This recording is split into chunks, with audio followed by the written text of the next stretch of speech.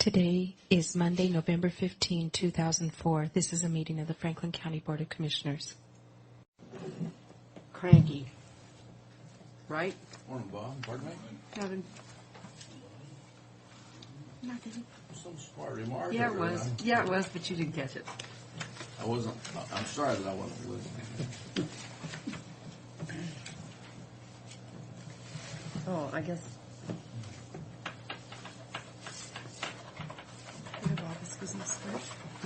No, it's the public hearing first.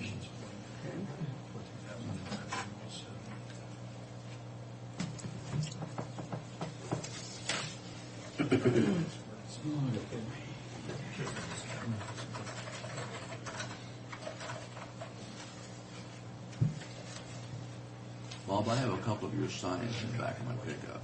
Okay. So We're here this morning for a public hearing in regard to the Franklin County Mosquito Control District 2005 budget. Commissioner Brock, Corcoran, and Miller are present, along with Mary Withers, clerk of the board, and Patricia Schultz, our executive secretary, and members in the audience. And with that, who wants to present this budget?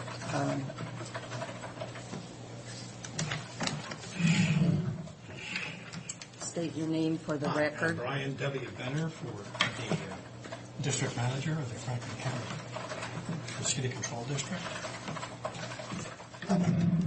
Thank you, Brian. Thank you.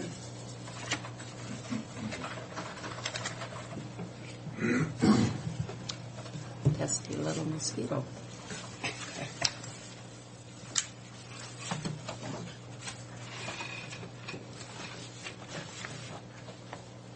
Commissioner Blair. Oh, sorry.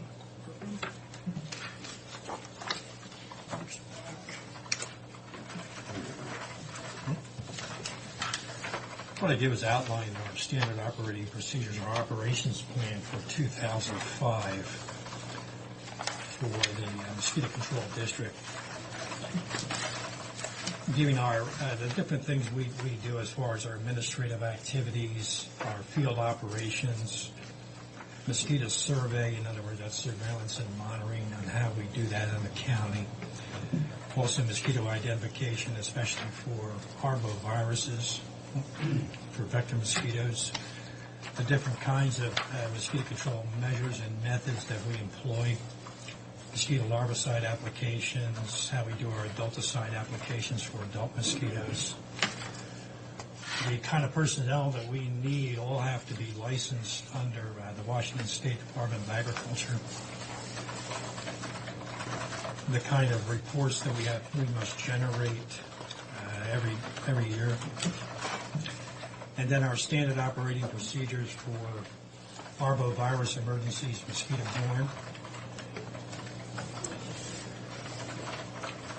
What the primary mission is for the Mosquito Control District, and we've broken that down into nine different groups on how we're going to do that as far as mosquito surveillance and monitoring, virology testing, mosquito larvae prevention, adult mosquito intervention. We also have a phased response to those arboviruses and requests for assistance or aid resources from the state of Washington and the United States government if it comes to that. Then each one is broken down to give you a synopsis of what each one means. And then we give the phase response categories. In other words, we have the risk category, what the probability of outbreaks in human is, the definition of that category, and our recommended response. And that goes from a zero risk category all the way up to our category 5, which is the outbreak in progress, what the definition of that and what our risk, or what our recommended response is for that. Also, a request for aid if it comes to that. And then I did a little synopsis of who, what, when, where, why, and how of what integrated mosquito management is. A lot of people are familiar with IPM, integrated pest management, and mosquito management we call it integrated mosquito management, and what that is and how it's accomplished. And then I have our budget.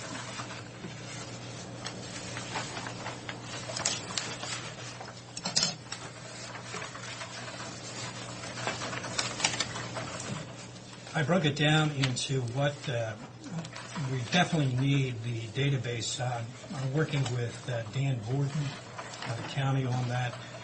It's very important for us. Like this year we have like 40 pages of single-spaced entries of all the various mosquito habitats we had to get into.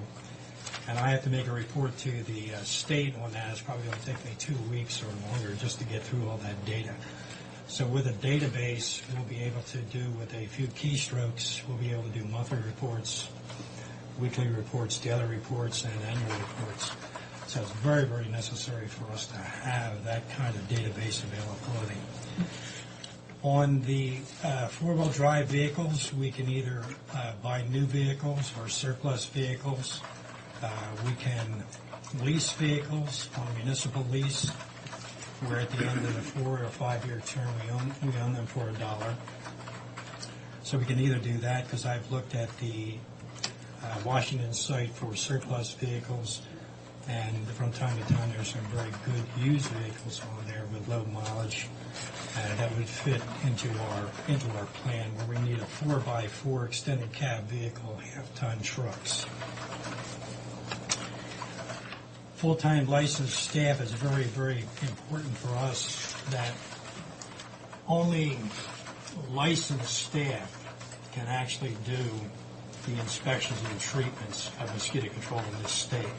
So it's very important that we have full-time, at least 2 full-time staff to provide continuity for them when we bring the field staff on in the summertime. We have at least 2, and plus myself, to train the seasonal staff in the right manner.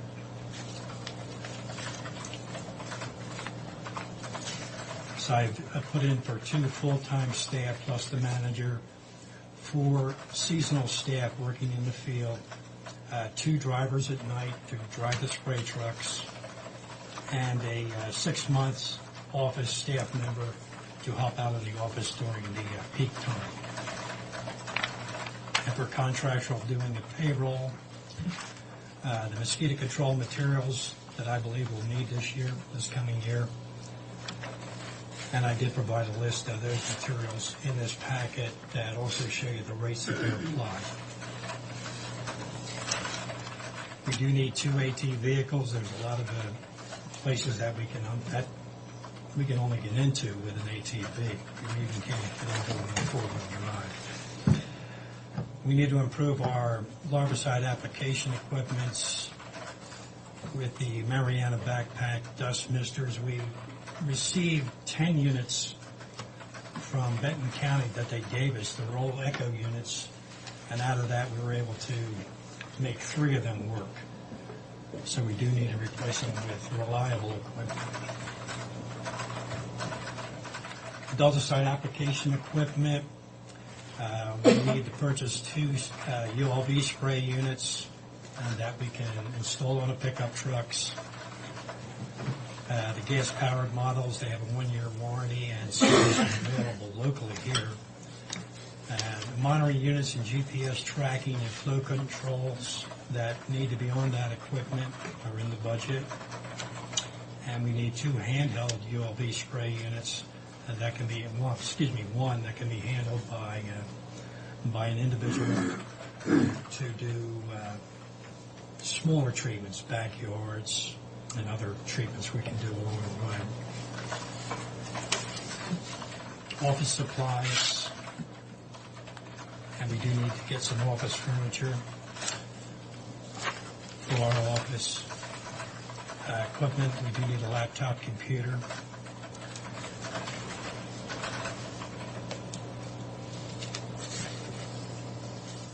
uniforms for our employees. Fuel estimate, we're figuring around 91,000 miles for this coming year. Equipment maintenance on 6 vehicles.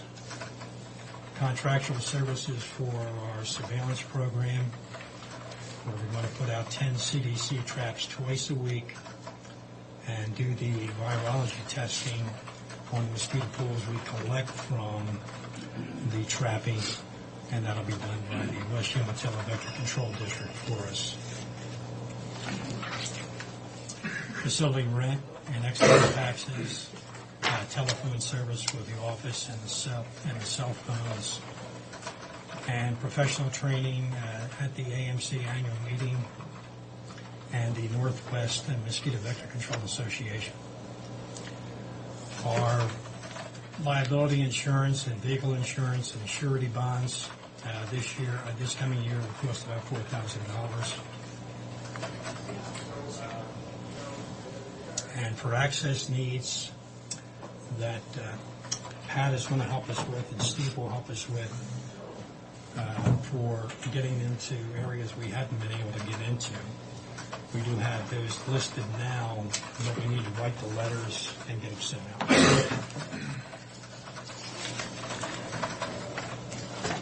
And that budget totals at $434,965.07. Brian, you have nothing down for a CP accounting firm.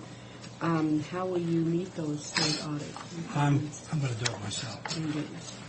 And that will suffice. They won't say inside guy doing audits doesn't work or anything with the state. No, it's not actually the audit. I was going to have the CPA help me out on the setup, but I've done it before. I've set up the other district in Idaho, and I can set I wasn't this worried about you doing it. I was worried about our state requirements that might get sticky or something. But you probably No, I need to- researched I that need and to know that recheck it works. that. And then I wanted to ask you also, on the office supplies, you've probably gone through our at least looked at our surplus, which everybody knows in Franklin County, once you surplus it, it's probably not worth anything, but might be worth a look. I will. Yeah. Yeah, definitely will. Yeah. Thank you. Because usually a lot of what we have is what somebody else wants, so. Okay, thank you. Are there, All right. I guess I'll open I'm it up. sorry, I might have interrupted. No, that's all right.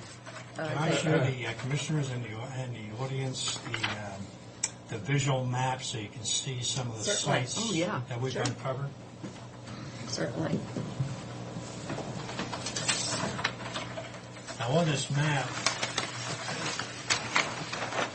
what we've done is put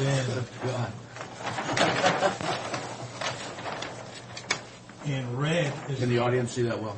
I'll turn it around for you. No, I was just kidding. Okay. In red, I put in all the spots in red is where we've had to be every week in order to treat for mosquito problems. You'll hit those red spots everywhere? We have to hit them every week. What we can use there by the NPDES permit and the state permit is BTI, which is Bacillus thuringiensis hydrolensis, and that's only good for one treatment. So One of you like to say that? Now, would that area, the two red dots up to the, right there, Colotis. is that the Clotis Lake? Yeah, it's Colotis. Actually, it's Colotis. That's the Harder residence. They have a very large lake. The Lex, actually. Yeah, and there's another large body of water just before that too. It's a sewage effluent pond for the city of Colotis, and it has to be treated every week. The lake is ponding up again up there now. Actually, the lake is dry as a bone. I was going to say, that, yeah, it goes through a series of But at the Harder residence, they have a huge. They have a lake. Yeah, very large lake. As a matter of fact, the blue areas is where we're having problems because we cannot get access yet. And that's what we'll be working on, getting access to get into those blue areas. Yeah. Now, you can't get access because you're not allowed Lock access gates, or lock because gates. lock gates. We can't get into it. I'll show that. Wrenches and pliers work. Wrenches and pliers work. all the red areas is where we're having to go every week. Good morning, to Mr. treat Bennett. these. The yellow areas are where we have to treat monthly for the I storm didn't say drain anything because I was waiting systems for the commissioner's in turn. Pasco, Connell, Basin City, I said something. Open it up. and Colotus. You know, like I said Blue something. areas that you see, all the blue dots are I jumped in. access to get into. I always have an excuse. And we really need to get in here because we're getting on steam out If you remember, I've written it. You now have it. You should try to change the rule. So you speak to the remember what you say. I think it's written in there. He's your buddy many times. That's a real good on that. Yeah, you're good at that, Pat. Don't ask for a raise.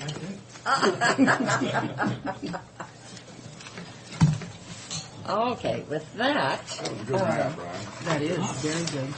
in the budget, Mr. Brent Benner proposed is a total of $434,965.07. So I will open it up for audience participation, and all of you, anyone that is opposed to this proposed budget, you're welcome to speak now. Is there anyone in the audience that's opposed to this proposed budget? And for the third and last time, is there anyone in the audience that's opposed to this budget? Hearing none, I will ask, is there anyone in the audience that would like to speak in favor of this budget? And give your name for the record, please. James Dawson. I'm the chairman of the Franklin County Mosquito Control District Board of Trustees. Just basically what I want to say is that we in Franklin County and in the state of Washington have managed to dodge or avoid the impacts from West Nile virus for the last 3 or 4 years, while states around us have now all experienced outbreaks. The expectation is that sooner or later we will experience an outbreak of West Nile virus, most likely in 2005. It may not be severe, however, within the coming years it may become more severe. So funding for mosquito control is not only a good idea, it's imperative for the protection of public health in our community. I wish everyone could see that map of West Nile virus. Really. I think that's great. Rick, in regard to that, what are we going to, how are we going to explain that to our naysayers, the proponents that was opposed to this being formed, and like they say, we haven't had the virus here, West Nile virus, in Washington State before we had any protection? I mean, how are we going to make them believers? I think it's relatively easy, at least for me, to explain why we need to be concerned. West Nile virus didn't exist in the United States until 1999. Mm-hmm. And since that time, in its first arrival in New York State in 1999, it has shown up in every state in the contiguous United States, including the state of Washington. It was here in 2002 in a couple of counties, and magically disappeared over the next 2 years. The outbreak has progressively worsened to the point where there are several states that are at epidemic levels. We continue to have deaths in the United States on a regular basis from West Nile virus. And it has, by the pattern of movement across the country, Washington is the last bastion where it has not taken full control and reached epidemic proportions. Now, do you attribute that to the mosquito control districts that we do have in our state? Mosquito control will help. It will not prevent the virus from getting here. It will help. And that's why we're here. We need to lessen and be able to respond when an outbreak happens. Without mosquito control, we will have no response to West Nile virus other than monitoring who's sick and issuing advisements to people to protect themselves from mosquitoes. Mosquito control is the front line to actually go out in an outbreak. If we have an area that's an outbreak, to go out and larvicide and adulticide and basically get rid of the mosquitoes as the vector that provides the virus to humans. Okay. That map that they have on West Nile virus, Rick, I think it's tremendously It is. informative. It shows every state in the union and how it's progressed. And I wish everybody had a chance to look at that. It would be real good if you could get maybe the TV stations to I think do that's a an real interview, great piece show of that map. And we've done that Yeah. many, many times, both the mosquito control district and with the health department. With the map? With the map. I think that's terrific. That map. Hey, But wasn't it Oregon and California that wasn't not affected, and now they are? Oregon was Was what? affected this year. Idaho was affected this year. Prior to, California had a few cases last year, as did Nevada. They all had numerous cases. Oregon had 3 human cases of West Nile, multiple horses, multiple birds, Wow. as did Idaho. Previously, Montana, the cases were all in eastern Montana. This year, they were all along the Idaho border. So that it is moving, and we are basically surrounded. You look throughout the United States, it's not only in the United States, it's throughout Mexico now. It's also throughout most of Canada, with the exception of British Columbia. This corner. Just this corner. And the way it's progressed across the United States, that progression makes perfectly good sense. That's how it would move. Okay, Okay. thank you. Just one other question, Rick. Do you know of anything as far as a vaccine that's being developed in this line? There is some research being done. The earliest a vaccine would be available would be sometime in the next 3 years, and that's only if it becomes financially viable. The chances of a West Nile virus vaccine being financially viable is pretty slim. Similar type of disease as Lyme's disease. A vaccine came out 3 or 4 years ago. I'm not sure it's even on the shelf anymore because it's not financially viable. Just Because not enough there's cases. not enough market for it.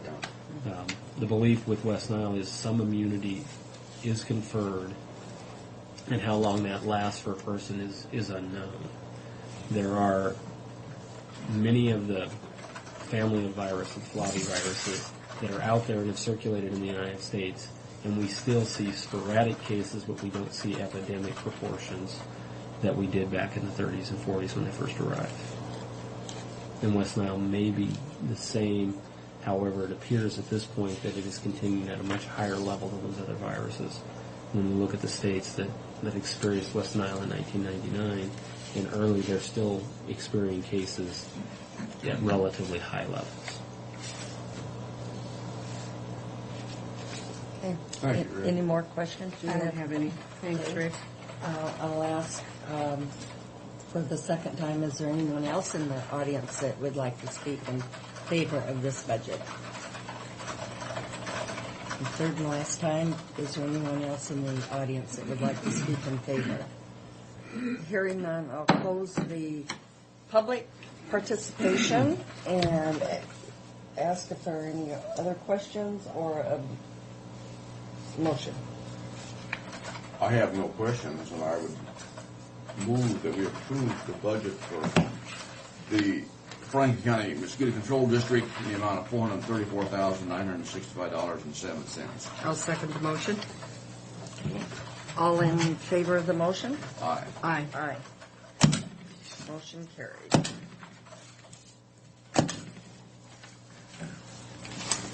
You want to hand me your copy? There you go.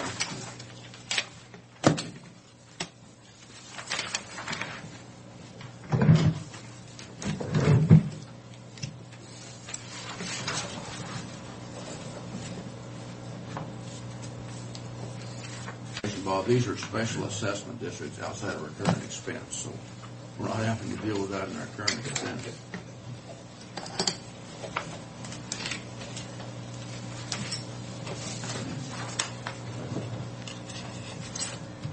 Okay.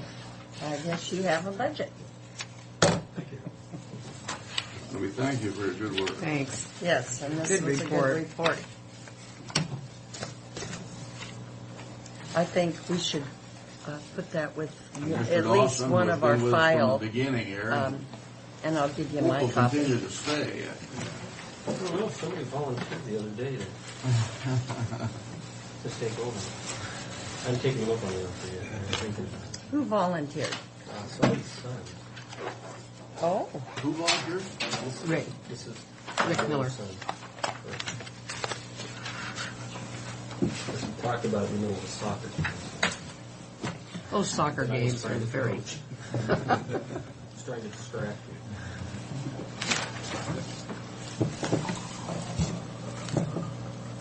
But to reach this point, it's taken a long time. now I wonder Hard if work. that Pat is coming back for She office. told me to call her when you're ready for her. There's other public hearings set at 9:15. Okay, all right. We better get on with the public hearing. We'll come back to office business at a later time. Thanks, we got- everybody. Thank Thanks, you. Brian.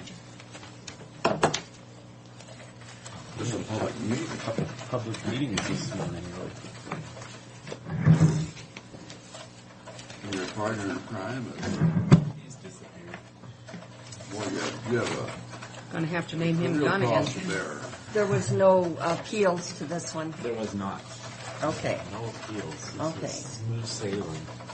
All right, we're here for zone change 2004-04 to change the zoning designation on approximately 19.21 acres, currently zoned residential suburban 40, to residential transition.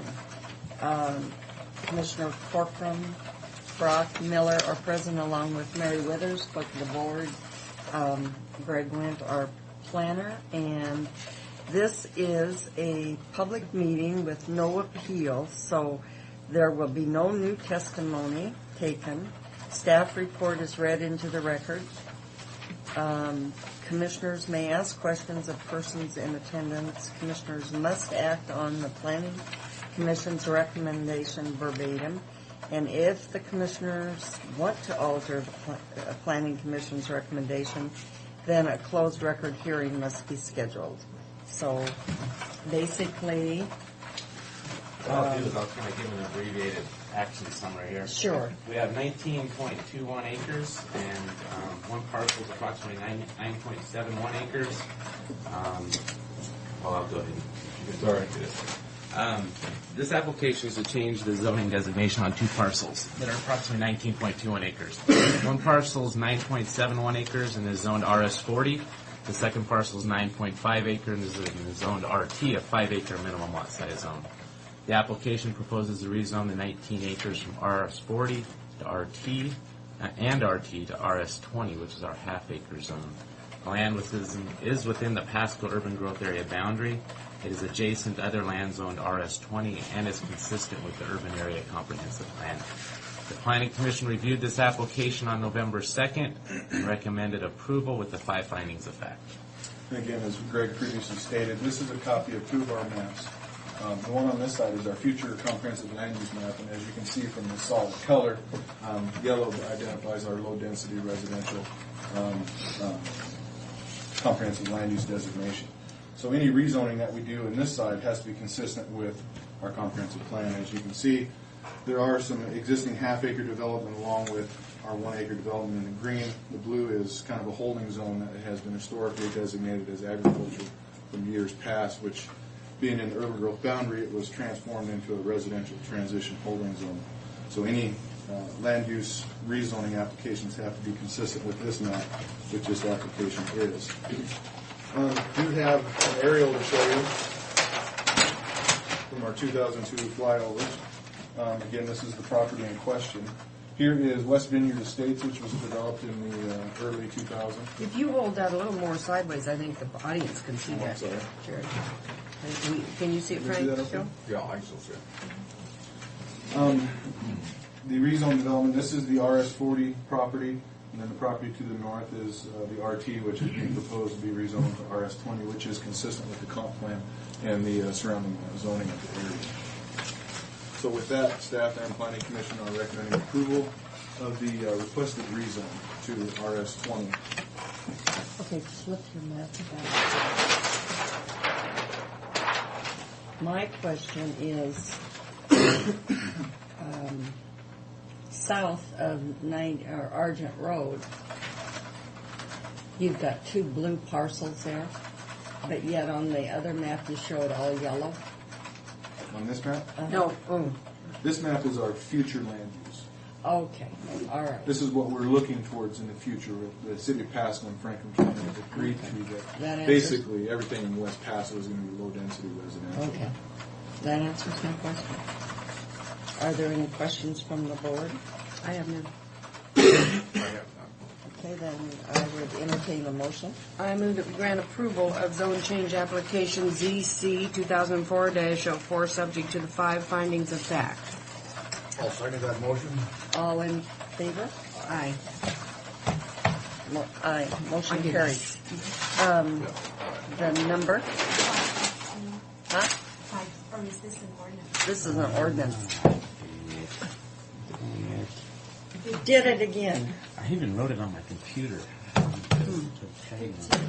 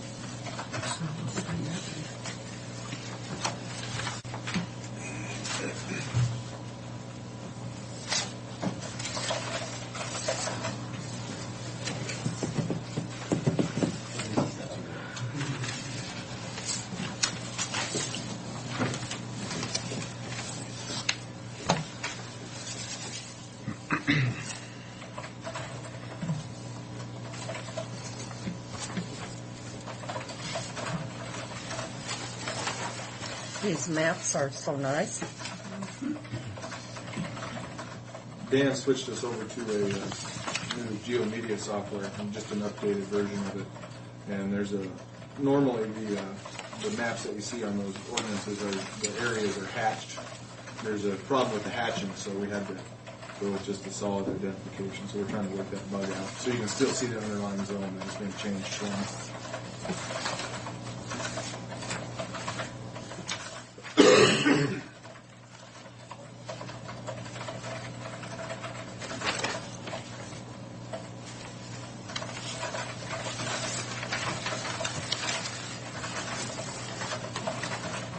That's it. Excuse me, I think, yeah, go ahead. Did I miss one there, sir? Yeah. Yep.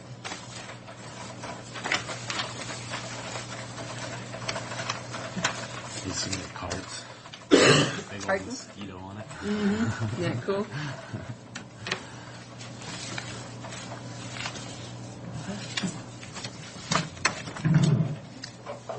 All right, we're here for another public meeting, and the same rules apply. I assume there's no appeal. Okay, Commissioner Brock, Corcoran, and Miller are present, along with Mary Withers, clerk of the board, Greg Went. We have our second planner, Mr. McPherson, present with us now, and our administrator and individuals in the audience. And with that, I will turn it over to you, Greg. Yes, subdivision 2004-04. The Foxes have submitted a preliminary plat known as Fox Hollow to subdivide approximately 19.21 acres into 29 single-family residential lots within our half-acre zone per our last application, ZC 2004-04. The average parcel size in development is 24,106 square feet, with the largest lot size being 26,282 square feet. The land is located within the Pasco urban growth boundary and is designated for low-density residential development in the urban area comprehensive plan. If this application does get approved, preliminary approval will allow the applicant 5 years to complete and record the final plat. The Planning Commission did hear this on November 2nd, and they have voted to forward a positive recommendation with a unanimous decision to the board today, subject to the 6 findings of fact and 8 conditions as shown in the action summary. This is a copy of the plat that was submitted by the applicant. These are the same 2 parcels that were involved in the previous rezone. This was the RS40 zone, and this was the RP zone that's now all RS20. They're proposing 29 single-family residential lots. The construction of a new Road 94 will intersect this parcel here and come up and connect up with Maple Drive with a new cul-de-sac identified as Fox Hollow. There will also be a connection to existing Marlowe Drive from the development of West Vineyard Estate. So from a transportation standpoint, this is a very well-designed development with 3 points of ingress and egress for 29 lots, which is pretty exceptional in comparison with some of the larger developments that the city of Pasco is doing, for example. The applicant is proposing, obviously the hard surface county roads along with curb gutter, sidewalks, and storm sewers and street lights. So this will be a more of a typical city type subdivision with those type of infrastructure improvements. The applicant's also proposing to offset the sidewalk from the curb gutter to have a planting strip between the sidewalk and the curb, which is the responsibility of each individual lot owner to maintain. They will be also extending water throughout the development, and the red points identify fire hydrants that have been required through the fire marshal and the fire district when approved. So overall, very well designed, very well laid out subdivision that is consistent with the comprehensive plan and our subdivision ordinance. So with that, I think Greg has some conditions he can further on. The condition of approval number 1 is essentially the application description that I've read into the record. Condition number 2, the fire marshal and fire district 3, there is a change as shown here. They have given them the opportunity to eliminate this here at Fox Hollow and place one down here. This would cover this portion, leave these 2, and then they'll place another hydrant down here at corner hydrant on lot 29. They have some legal description information they need to make sure it gets placed on the final plat for the GIS to review. 4, meet and comply with the health department standards. 5, comply with the irrigation district standards. 6, City of Pasco is pleased with this layout. They're especially happy with the Merlot Drive stub out for the ability to extend water from Merlot Drive into the development. 7, they do have some surveying information they need to check on. Public Works also wants to make sure that Merlot, Road 94, and Fox Court do get built to current county standards. This development is going to have curbs, gutters, and sidewalks. And I think did you touch on that? Yeah, they're proposing curb gutter sidewalks. Yeah, and that is covered in 7B. Now, is that cul-de-sac named as far as the road? Yeah, it's identified as Fox Hollow. Fox Hollow Road. We'll have to clarify that as either Fox Hollow Court or Place or something like that. Okay. Excuse me. And then lastly, as we get down into Condition 8, the Planning Department, we did do a SEPA review on this. It will not be a phased project. There are a couple things I'll read into the record here. During construction on each property, all construction debris shall be maintained on site and properly disposed of. Dust control measures, including having an adequate water supply, shall be provided. We are asking this be placed in the plat. And what raised this question is a lot of the lots to the east of the property with Merlot Drive and West Vineyard Estates being developed over the last couple of years, they get a lot of stuff blowing at them. And that was one of the concerns from a neighbor standpoint. We are asking also that the lot owner shall provide grass and lawn in the unimproved portion of the right-of-way between the sidewalk and the back of the curb. Maintenance of the landscaping is a requirement of each individual lot owner. Once again, this be placed on the face of the plat, and that's due to the sidewalks being placed there. They do have some existing structures up along the cul-de-sac right now. We are asking that those be removed or demolished prior to final, which is the applicant's plans. We did receive, under H, we did receive a complaint on this property, and we are asking that it comply with our fire and nuisance codes, giving them till springtime to get some of the nuisance issues cleaned up out there. I will work with them to provide address blocks. J, we've identified everybody they need to have signed the plat. Dedication fees for $300 a lot, and then once again they have 5 years to proceed on the project. So with that, we are recommending approval. Okay. Are there any questions by the commissioner? I have none. Just a comment.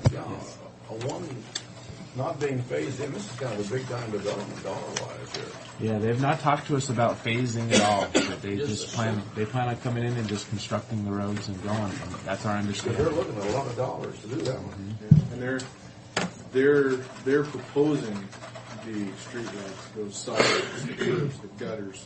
That's not the minimum standard for the county is a 24-foot hard surface road, and they want to go Full bore. full bore. The demolition objected that, I'm surprised. The architect who drew this originally drew the hard surface road right-of-way width at 24 feet, Which wouldn't allow it on-street parking. and they bumped it all the way up to 38 feet of hard surface, the applicant did, to allow for on-street parking, which is wise with Oh, the better that's, sidewalks. yeah, that's great. Oh, that's great.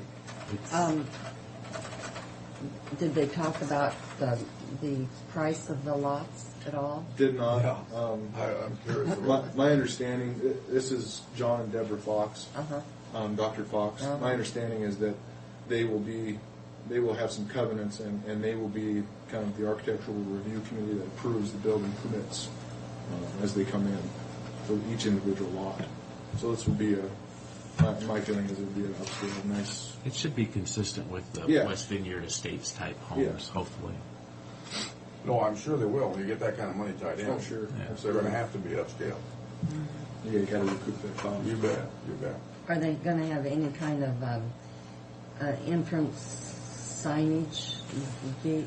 That wasn't discussed. I'm just curious Yeah, because I'm sure they the will. one out on Road 68 with that big iron horse or whatever it is, Oh, yeah. isn't that gorgeous? I've already seen somebody taking pictures on it, big old jumping on it. Hope it's tethered But, good. But I anyway, personally find that a little ironic, but I won't go into that. why? Oh, But the city's always bad mouthing the county for being country and have a big iron horse entrance. What to do they their- mean by being country? Yeah, well, We hear We hear a lot are, of and we side like comments it. about that. I just personally found that ironic. oh, I see.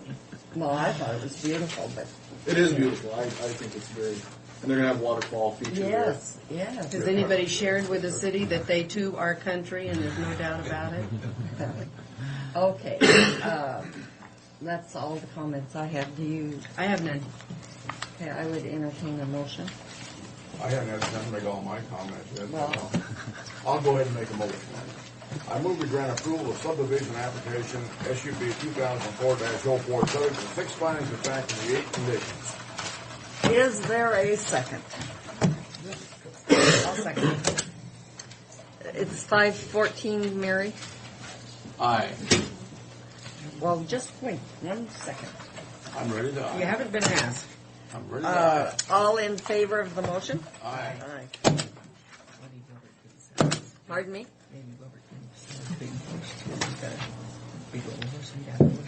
When you get geared, you're ready. That's horse size. Really? Yeah, Frank's I'll sell somebody old shoes and put him up there. Yeah.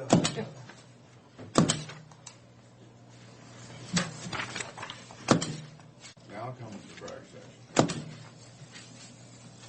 Is that everything? When it's the truth, it's not brag. Just fact. Jared? I had a quick building update. I can breeze through real quick. Okay. While I'm stamping? Talk loud. You can talk in between the stamps. Yeah. Oh, chill. Good. Sure, you've done the red stamp. Well, do you want to do it? You're elected as our stamper. Let's You're don't a head argue, let's stamper, don't right? argue now.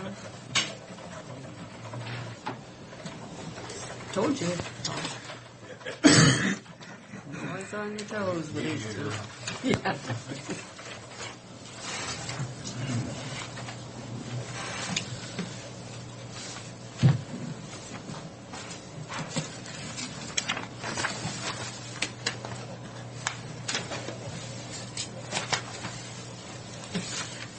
Will you tell me how the city, how they can increase their Property tax? property tax? I thought they couldn't go over 1%.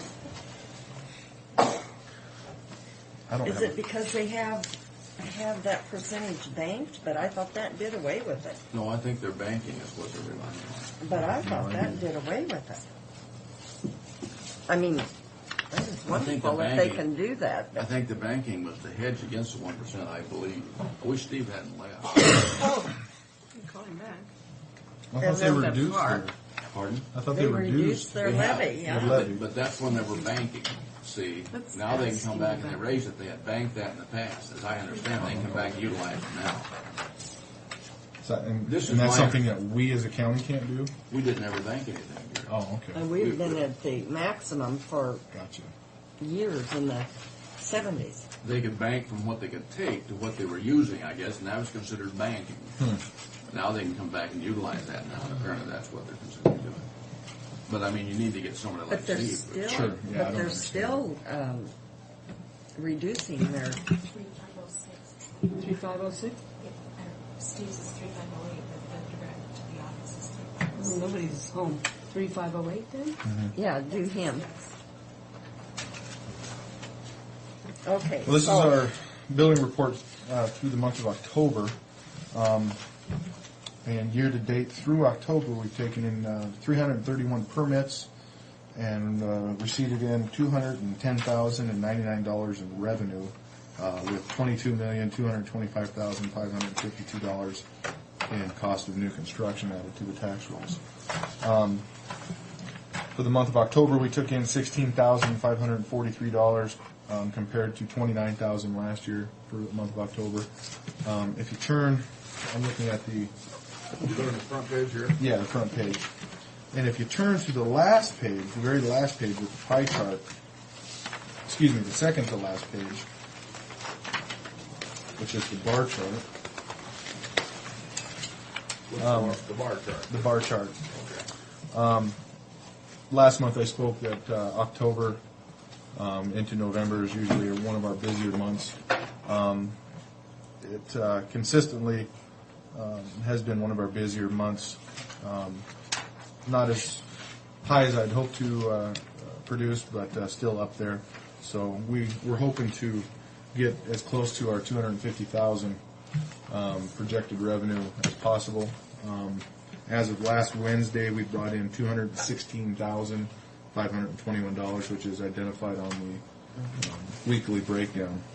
So we still have a month and a half left. I think we're going to get fairly close, depending on how severe the weather gets. Well, if that gets. Yeah. But will the city? You think the city will annex that area right away?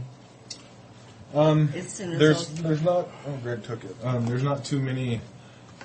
The closest contiguous city property is off of Road 196. So they'd have to annex, a large portion around it to get to this development. Okay. So, my hope is that it gets started and we get as many building permits and revenue out of it before they annex it, Yeah. because they will. Anytime you have an upper end development with street with city standards, basically, they'll come in You and take it. have those apartments that fall below revenue projections. Well, we haven't really gotten There's them a special, you have special method on that. Steve's here if you want to ask him your My question. recollection was that we projected a much lower number, and we're Okay. pressured into increasing that. Oh, now we do have. now you do. Now you do. Not You like You will regret you said that. Yes, you will regret you said that. All in fun. But you're on tape. But we're still seeing some pretty good building permit activity, so I'm hoping that we're going to get real close. We're going to get real close. Good.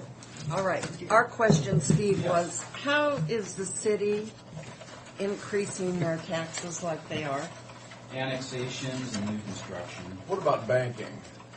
They have not tapped into their banking capacity as of yet, and nothing we've seen for their 2005 collection, which we haven't seen anything from them officially. So it's possible they may be tapping into that. They do have that capacity. They do have the capacity. So the 101% won't, It won't affect, they'll get 1%, and then they're going to have, there was a small annexation that took place, plus their new construction in their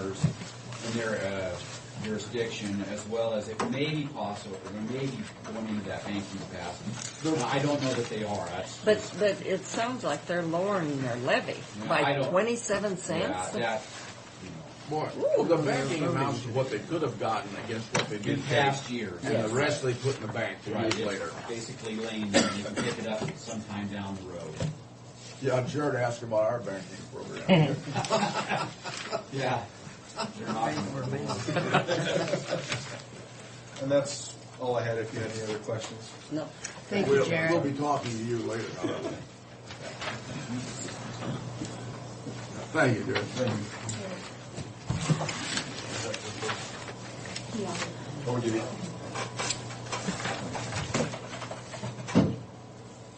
I move the approval of vouchers for county road, motor vehicle, and public works, solid waste fund, and the probation work crew as listed. I will second that motion. All in favor? Aye. The next two I want to switch around. Letter of recommendation? Yeah, you need to approve the letter of recommendation first before you approve the bid date. Okay.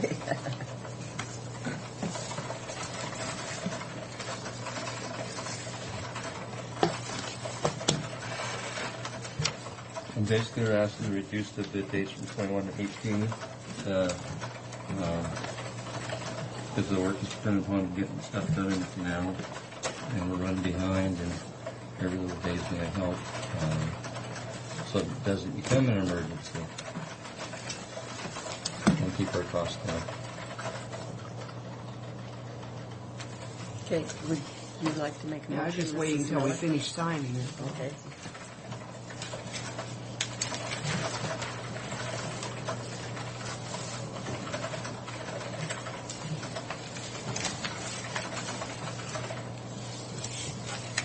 Is that it? Okay. I move the approval of recommending that a bid advertisement for the CRP 576, which is North Walloop Bridge, and CRP 577 Everett Bridge, be reduced projects to be reduced from 21 days to 18 days in order to accommodate the South Columbia Basin Irrigation District's requirement of having the canal work completed before March 1st, 2005. I'd like to compliment you on that motion. I'll second that. Would you like to hear it again? All in favor? Aye. Aye.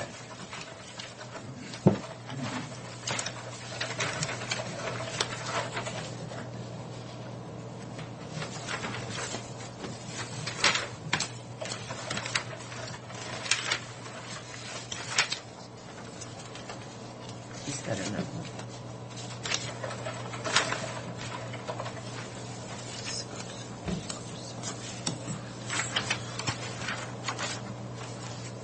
And then this one's actually sets the bid date for December 6th, based upon that last recommendation.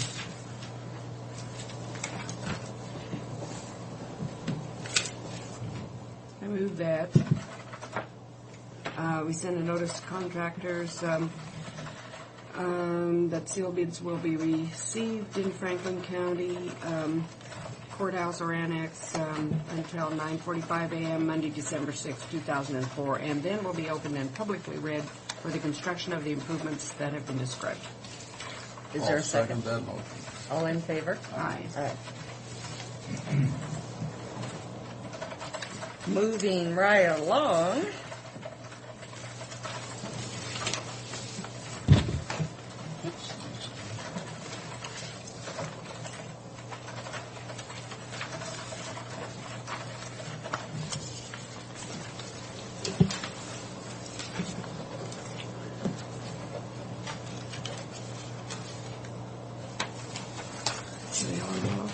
Uh-huh. Not this one, huh? Sure. Oh, I like that colored paper, Dan. Could keep it separate. You find it in a crowd. Yeah.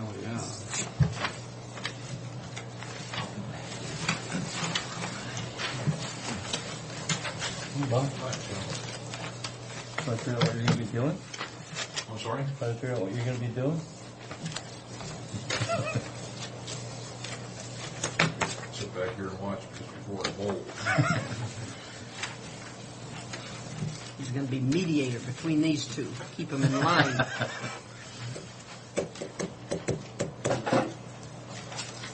This next one is we'd like to change the snow and ice control policy a little bit, make it function better for us. Depending upon weather, basically, we want to be able to flex that November 15th date. The language that we'd like to change is actually struck out, and what's added is in bold, and it's just in that first. What we run into is oftentimes our weather November 15th, and this year is a good example of it. It's decent enough for us to continue doing road maintenance, and we need the backs of the dump trucks open in order to haul gravel or whatever this time of year. This would allow us that flexibility. We would review the weather report a week in advance and make a decision on whether we want the sanders to be placed in there or not. And based on that weather report, we would make those decisions, and it would help us with scheduling our crews this time of year. In particular, if the weather is real good, or if it's bad, we can forward that out. But this would allow us that flexibility that, according to the policy, we really didn't have. We had to have everything ready and sitting there and waiting. This affords us that opportunity. Okay, on the second page, under operations, it says the county engineer's office in Franklin County Courthouse. Should that be changed? Probably should, yeah. Oh, we'll put the address in there? Say this. Uh-huh. This wasn't even current in '93 there, Tim. No, it wasn't. Okay. So I would entertain a motion. I move for approval of the snow and ice control program as amended. Is there a second? I'll second the motion. All in favor? Aye. Aye. No signature page on this one. No, I will sign it. I'll just note, I sign all the policy and procedure ones, but before I approve them, I want your approval because that gives us that protection should we get sued. Okay. Yeah. Okay, now do we have a bid award? Yes, we do. Was that low bid a good one? Yes and no. You were able to take the low bid? That's our recommendation. I would take the low bid. It did not meet all of our specs, but we've determined that the differences didn't warrant the additional cost. Basically, the difference was we asked for all the cross bracing and stuff to be bolted, and they're welding it.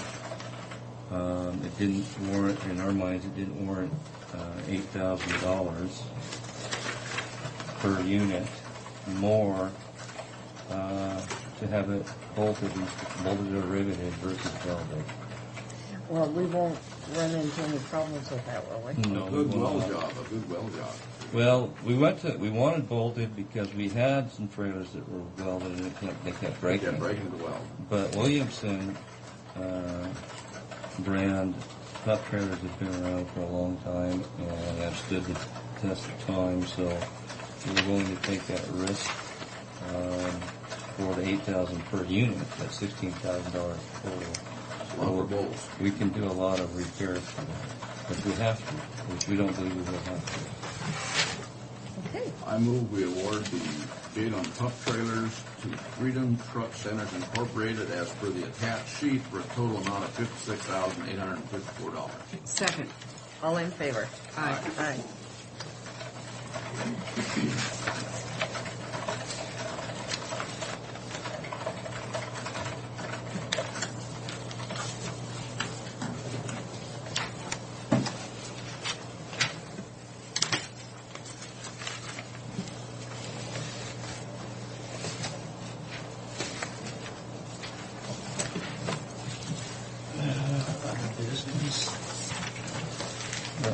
one thing under other business that I probably should bring you up to speed on.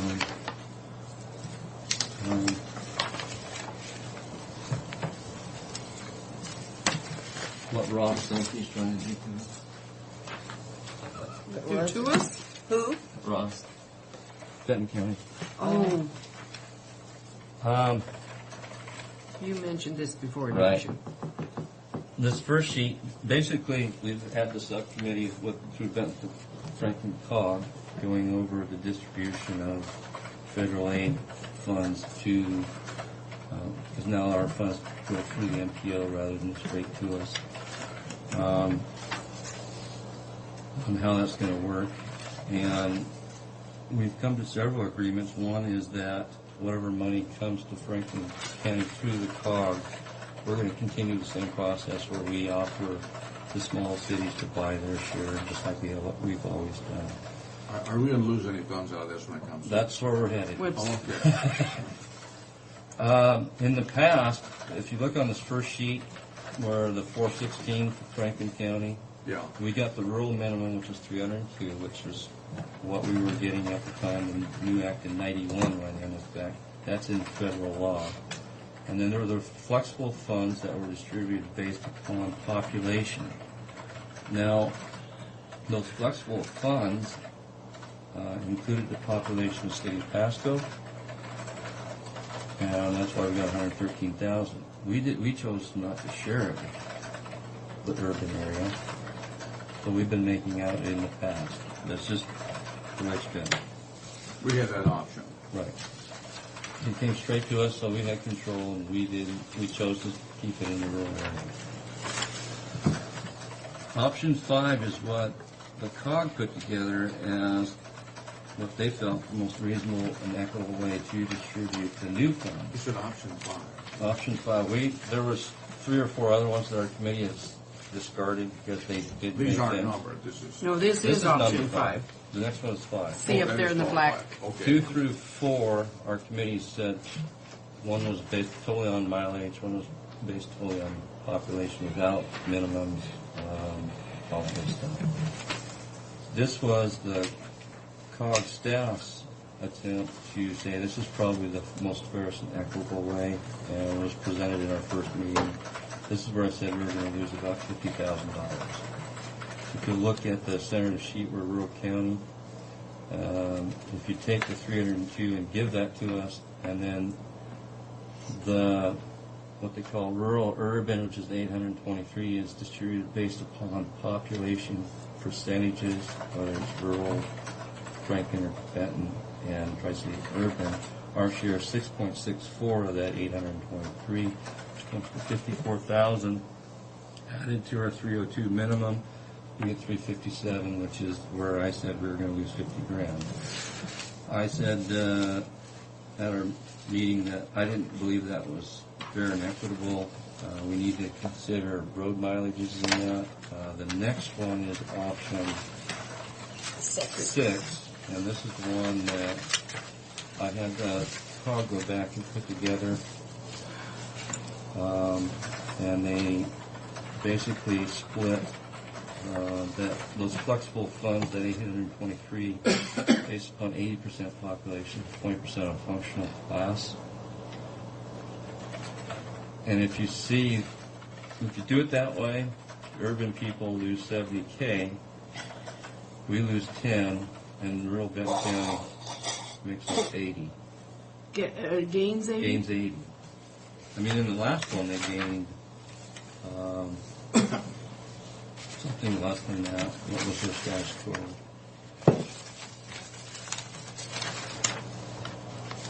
Status quo for Benton was 278. They went from 278 in option 5 to 320. So they gained 50. So, by the way, our last meeting, nobody liked option 6.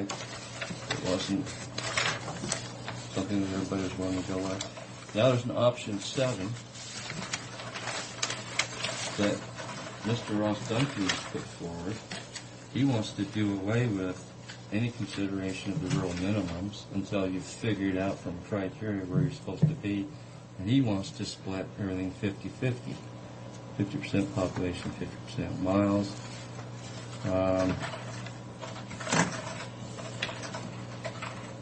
Actually makes us a little better, or less. That would put us basically down at our minimum. Why can't we leave it like it was? Because the funds do no longer come straight to the county. The state has decided everything needs to That was by law. Go through the that's MPO? it, wasn't it, Tim? No. Not by law?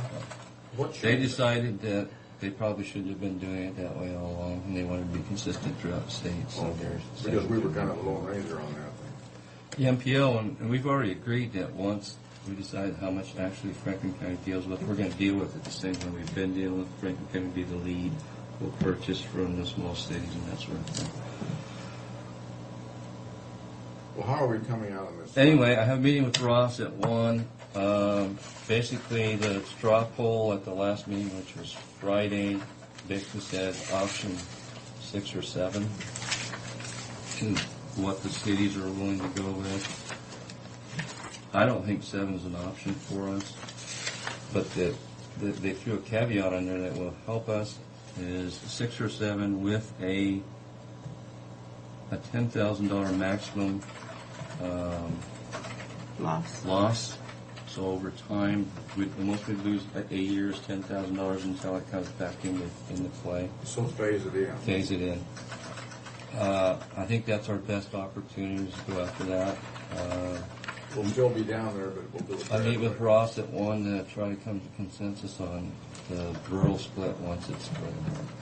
And I maintain 7 isn't an option. The $302,000 comes to the MPO based upon Franklin County's allotment, and that's in the federal act. Mm-hmm. And $302 should come to us, and we should only be arguing over what's left. Mm-hmm. Yeah. And my basis for what's left should all be on road miles and not population at all in the rural area, because it doesn't matter. No, population, it doesn't, absolutely, no. And if you go back to the way that they used to distribute it in the rural area, it's always by mileage because it costs X dollars. What's the mileage in Benton County, do you know? It's in here. It's less than ours. That's why he doesn't want to do it. Mm-hmm. Okay. Well, that's tough. So, They have wheat farms out there, and they don't have many roads. well, I'm with you, Tim. I think. So I'm going to stick to my guns on Yes. Yep. that. And with the caveat that we don't lose more than $10,000 a year, and that's We where don't we're want to headed see with it it. here. Until it equalizes itself over time. This one's been in the making for some time. Yeah. What a way to play the game. They're playing hardball. Oh, yeah. So that's the 6 wasn't an option because, and the cities have all the votes in the committee, because they would have lost some funds. So we're going to 6 to me stick is to probably 5? the fairest way. Are we going to stick to 5? I would prefer 5. That's what I'm going to shoot for with it. I'm not even, the 7's not, and then 7,000 is not an option. The way the money's funneled to the MPO to begin with is the 302 is attributable to Franklin County based upon the federal act. If you want to change it, go back to the feds and change it, if that's the way it is. Yeah. Okay, why should we even negotiate that? You know, a lot of these decisions are based on who has the most time to go talk to And that's, and he bureaucrats, did. agency. Yeah, they've got. Ross did. He made a lot of contacts with city folks Oh, yeah. before the meetings and all that stuff, and I didn't do any of that, so. That was pretty well decided before the meeting, I think. Yes. Okay. Thank you, Tim. You do good Shall we work. call Pat? Yeah, the insurance people are going to be a little late, so if that's what you want us to have.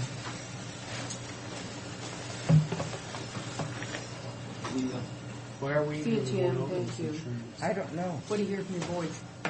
We're looking at it because Did He's he? awful tired. They're doing a lot of this. If we decide to do anything on it. He's all over the place. He says, yeah, You he's have in to places give- he would like to Decision be right won't do it there, right now. driving in and out of. Big worry. He's also driving fuel truck. Ooh, gee. I think we need to I don't look like that. at other options. Really? But he doesn't care. Yeah. Good boy.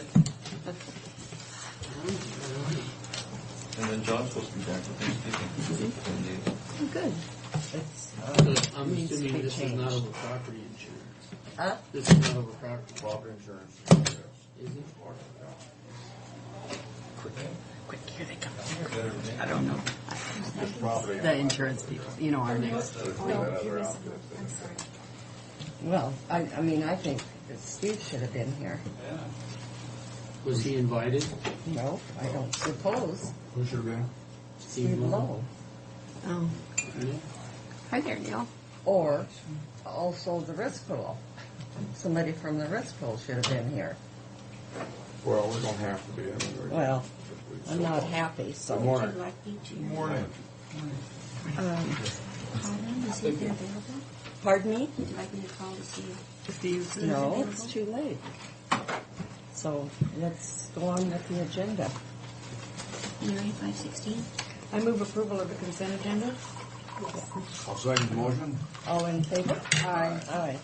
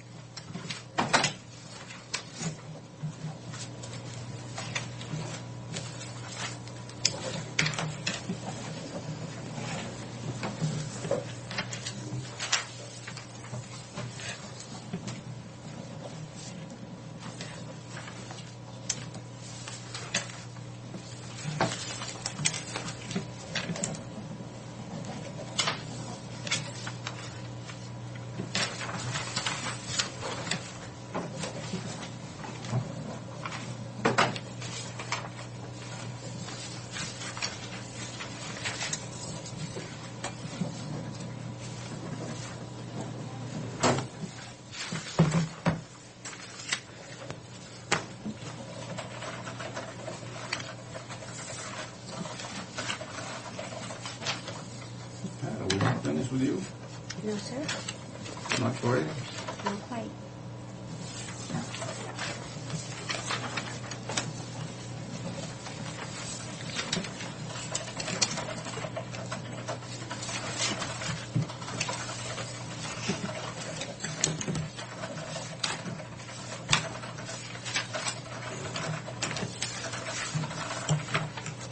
Viva, Diana asked me to have you sign this, having Frank represent you at the canvassing board if you are not available to. Well, I'm going to be available. You're going to be available, So we okay. can dispense with that.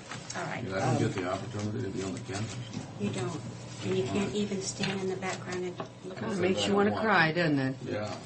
I Diana? thought maybe I was going to be scheduled for surgery, so, Yeah. but I'm not. So. Okay, I'll just start it off. Diana from the Workforce Development Council called, and they're going to have a Governor Award Quality and Performance Reception in Lacey on November 29th. Wanted to know if you were going over, Mm-hmm. and I told her I would ask you. And what day is 29th? That is a Monday evening, Uh-huh. and Sue is actually flying over there for Council on Aging, and I wasn't sure if you wanted to go over to this governor's or just have her represent Franklin County and go over if that was agreeable with her. Well, I think it's because I represent the board on the workforce development, but we can decide that. We can take that up. Now, yours is in Lacey. It's in Lacey from 3 to 5 on the 29th. So, okay. I'm hoping to get a call back as soon as you can decide then. Yeah. And has Roger already talked to the board? No, but he's going to come back. He has? Well, He said he was coming back. Yeah, he's coming back. Well, this is, in case you haven't had time to read your mail, that's, I think, what we're going to be addressing. Yeah, we got that letter. Okay. Yeah, we got the letter. Pardon me? No, Al's already on there. Mel McIntyre. Uh-huh. Yeah, he was last year. Thank you, Deb. So, all right, I guess we have some kind of an insurance meeting that I didn't know about. Please join us. We will start now. Scott Davis, who is Scott? Okay, I'm Eva Corcoran. Scott Davis. Steve Westphal. Scott. Hi, Steve. Mr. Smile. Morning, good morning. How are you? Nice to meet you. Hi, Sue. Hi, Neil. Oops. There we Good go. to see you, Neil. By the way, this is Fred Bowen. Hi, how you doing, Fred? Pleasure to meet you, Scott Davis. Steve Stone. What precipitated the meeting is I talked to this gentleman on the phone, and I talked to the state about the risk pool and our liability insurance. And he said that you could come down and give us a presentation, and in my conversation with you, I asked you to get a hold of Pat and get an agenda. So this is how we're here. Yeah, and let me explain. When was it? You were down in our office last Tuesday? Last Monday or Monday. Tuesday. I guess it was Monday, wasn't it? Yeah. Okay, and they were talking to us about a number of their All of our programs that they have. And because they normally work through brokers on most of the programs, okay? So they were talking to us about it, and Franklin County came up, and I said, well, maybe I can arrange a meeting. So that's how this all Well, started. I just want to make a quick statement. Sure. We work as a team here, and one commissioner doesn't handle the board. So I that's think why. there's a misunderstanding, David. I want to get this straight. I think anytime you can have someone come in and make a presentation, you're on the committee, and I understand that. But these people are at state. I've talked to them. I wanted them to come in and talk to the board, and this is why they're here. Okay. But normally we. All you had to do was read the agenda like everybody else. Well, we have discussed it, and I think it would be good to listen to your presentation. Well, and that's the reason. I think it is always good to look.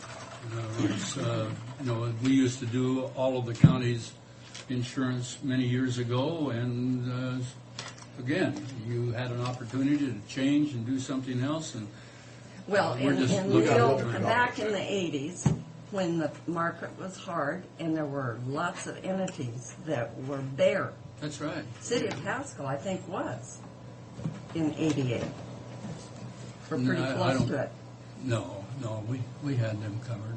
Okay, But well, that is. but there were lots of counties, yeah. and that's exactly why we went into the pool, and you Certainly. were well aware of But the how dollar that sign happened. is, the dollar sign is what we've been looking at here, because what we've been paying, because quite a large amount of money. But we need to compare apples with Right, apples. there's a lot of detail to. That's a responsible thing to do. And I'm not an expertise as far, I'm on the board, yes, but, We have to There talk are- to somebody. We got to start there's- someplace. there's And this is why details, you're here. and, Absolutely, and we appreciate the opportunity to be here. And I'm not here to ask you today to make a decision to place your coverage in our And program. we understand that. This I'm is- assuming the other commissioners would understand that. I would feel a lot better if we had somebody from the risk pool here so that we could, they could hear, so we could have a full round conversation. And the way that I see it, that I would love that. I would love for that to happen. Maybe down the road. You have a lot of time to look at this. You have over a year and a half out before you could even make a decision. That's right. So you have a lot of time. We can come back. You can have us both here to talk about let's our go program. on with your presentation, please. Okay. Like I said, my name is Scott Davis, and I am the marketing program manager for the Washington Rural Counties Insurance Program. That's a lot of words. This is Steve Whetstone. He's one of our risk management loss control representatives. And the reason why we're here today is just to make you aware of the other options throughout the state of Washington, 4 counties.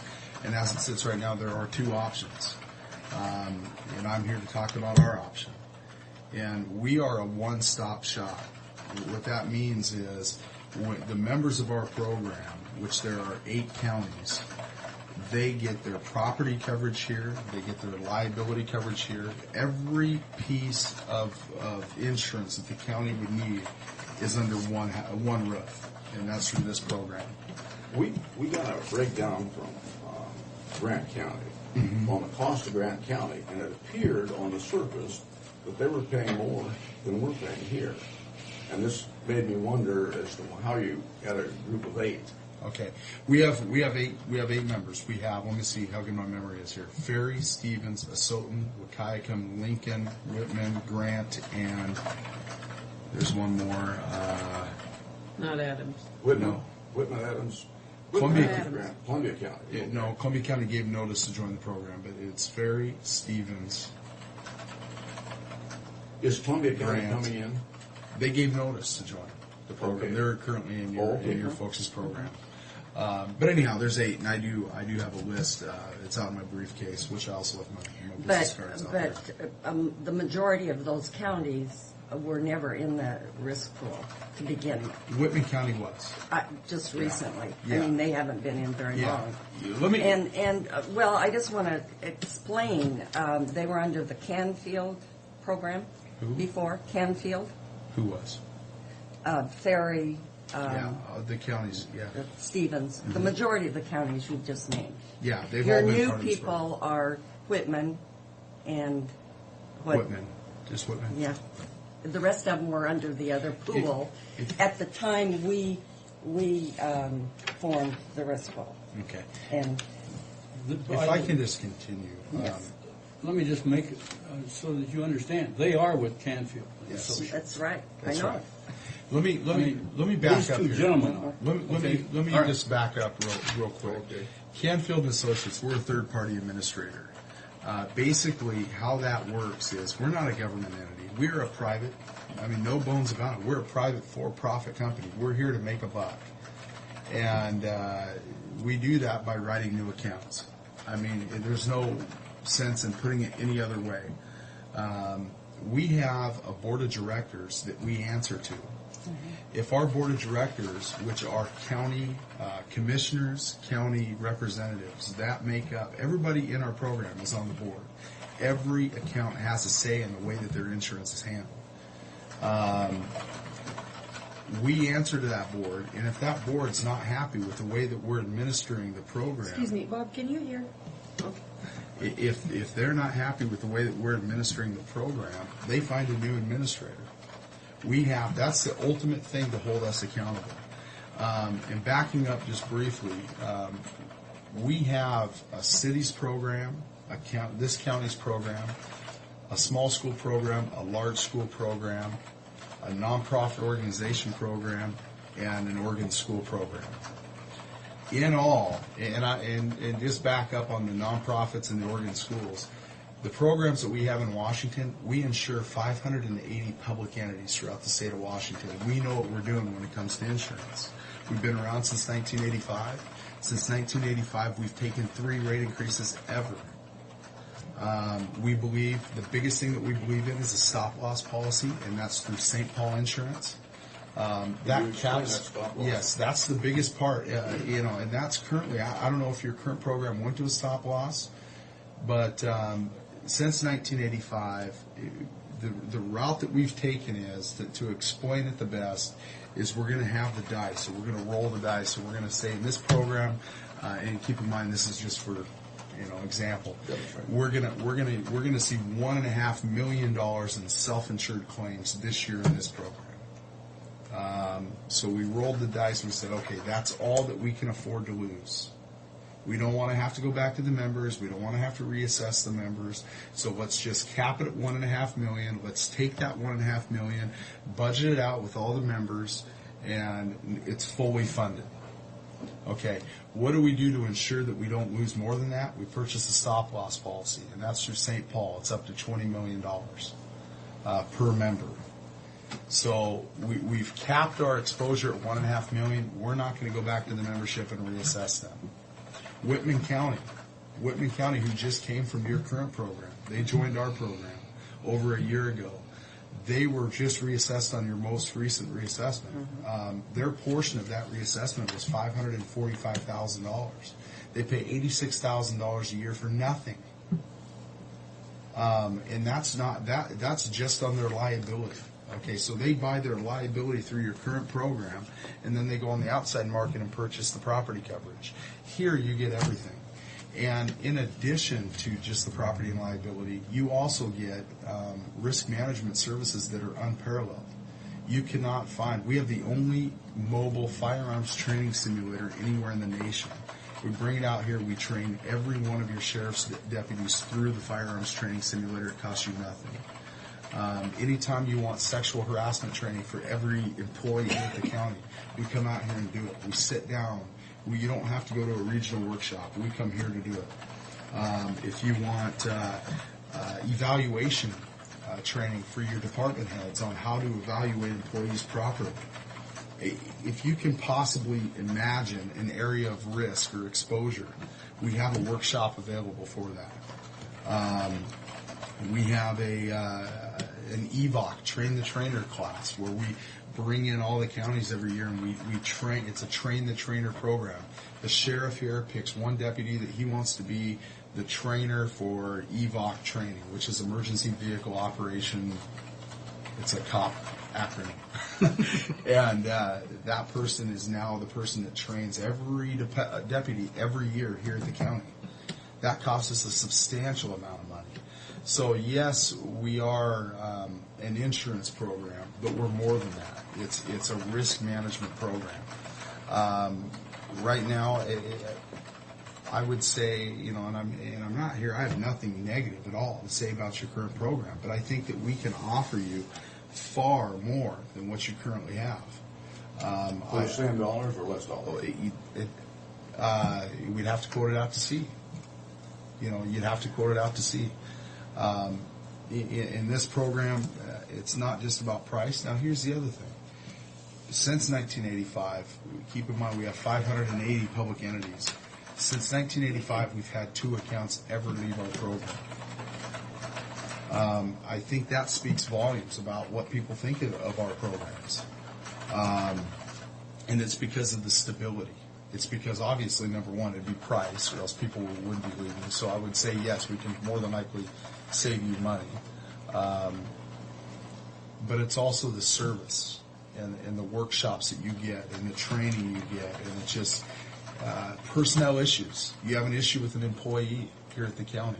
We bring investigators out here. We bring personnel issue experts out here, and we work with the department head who's in charge of hiring and firing. We go through, do the investigation, come to a determination. All pre-litigation counsel, legal counsel, is free to you.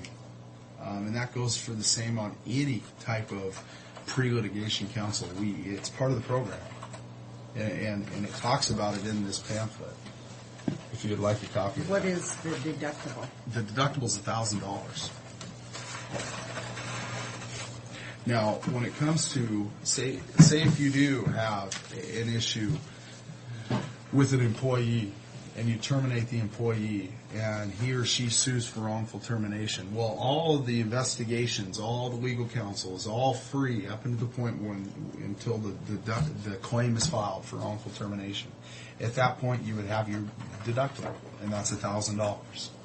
But other than that, you will never receive an invoice for any kind of services. We've had people like Vicki Strong. Vicki Strong was at Stevens County as the county clerk for years. She was on our board of directors. When she left Stevens County to take the position of clerk treasurer at the city of Deer Park, the first thing she did is she came in, gave notice to their current carrier to come to our program. And that's what we see.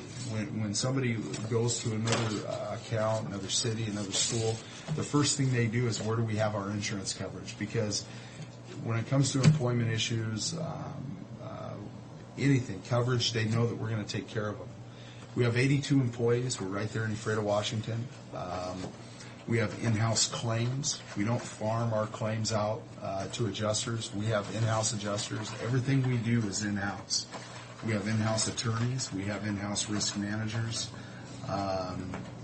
So everything you need. And the other thing is we have full control over the checkbook from St. Paul. Meaning, if we have a claim for $15 million, we write the check in Ephrata, Washington. That's the only relationship that St. Paul Insurance has with anybody in the nation. We've been with them for 14 years, and so the relationship that we have with our excess carrier, St. Paul, is a very good one, and that's the stop-loss policy. Now, you used the term $15 million. Have you had any claims that large? No, no. But if we ever do, we have the coverage to cover them. I think that and obviously the fiscal, to be fiscally responsible here at the county, you do have to look at the price. You do have to look at the coverage differences. And I'm sure Neil would be more than happy to do a line-by-line comparison for you. And I think the dollars more now than we ever have. Yeah, but on the other hand is we want the decision. Say you do make the decision to look at this program more in depth. We want your decision to be more about joining a program that offers you more rather than just saving $1. Edmonds School District on our large school program. I just quoted them out. They're right now paying $1.7 million in a competing program over in Seattle. Our program, we quoted them out not knowing what they're paying. We're $750,000. We're $1 million less. So that kind of gives you a little bit of a clue on where our rates are at. I'm not saying we're going to step in here and save you, half. Are you giving them the same coverage? More. You give them more. Substantially more. Just like here, if you did a line-by-line comparison between what you currently have and what we offer, I think you will see a substantial difference in the coverage, the limits, and how broad they are in this program, the level of services that you have available to you. Everything is outlined in those pamphlets. The program that you're in cannot compete with what we have to offer. Or maybe they can, but they haven't. You don't have the amenities that this program has. And when I say that we'll come out and do these risk management trainings, until you call other counties and ask them their opinion of Canfield and Associates in this program, that's what I would recommend you do. And I wouldn't tell you, call Grant County, because I know I have a very good relationship with Susan Bauer. She's a friend of mine. I know what she's going to tell you about our program. I think I talked to her when I got those figures. I believe she was the one. You got to talk to each and every one of the members that's part of this program, and I think you're going to get the same feedback from everyone. You're not going to get feedback on anybody being upset for paying a reassessment. I know right now that's a big hot topic in the state. I went to the county's conference, and I'm not saying anything bad about your current program. I'm saying that we have a different way of doing things. And obviously it's worked because we've never had a reassessment. We've never had a cash call. We've had 3 rate increases. The only reason we have a reassessment is because of the Thurston County landfill. And we're right now in litigation with Courageous reinsure because they don't feel that they're responsible. And according to our last report, it sounds like we're in pretty good shape. Good. Those reassessments probably won't be necessary. Oh, good. Yeah. Well, And so our cash flow is the only, because we paid out of our reserves the payment to Thurston County's So for- lawsuit, and now we're suing Courageous I see. to get our money back. That's the only reason we're in a bad light as far as financially right now. And now on your program, is it based on the incident, the year that it took place? I mean, in other words, say there's a claim that because we have a 5-year. we offer you prior acts joining the program. Is that what you're? What are you telling me? Prior act. If you join the program, reported or incurred but not reported. right. Yeah. That's what If you joined our program, we have to buy a tail. well, depending on what kind of form they're on right now, I don't know whether you're on occurrence or claims made. I can tell you that in our program, the only portion of our program that's on a claims made, ultimately you'd like to have occurrence because that's going to protect you into the future. The only portion of our program that is claims made is our public officials liability. So if you ever did leave our program, you would need to purchase a tail policy. That came up at Edmonds, and Edmonds is going to be probably substantially higher in premium than what your account is here. For a 3-year tail policy, it was $2,600. So really, it's a non-issue, and also teamed with the fact that we've never had anybody leave the program. It's never been an issue. So if you ever did leave our program, the only piece of the puzzle that you would need to purchase a tail policy on is the public official's liability. That's it. And depending on what form your public official's liability is on right now, I'm pretty sure that we can offer you prior acts coming to the program. It wouldn't cost you anything, and there would be no gap in coverage. Can you give us some exclusions? Exclusions in our program? Yes. That's all. Anything that is. Boy, okay. Not to pick on you, but I'm just going to use you as an example. Say he is. Say you are doing something that you know is unlawful. Name it. Okay, I don't know. You're doing something on the job that you know is intentional, against the law. Well, the coverage that we're going to protect, we're going to defend the county in that case. But the coverage for him, we're not covering him.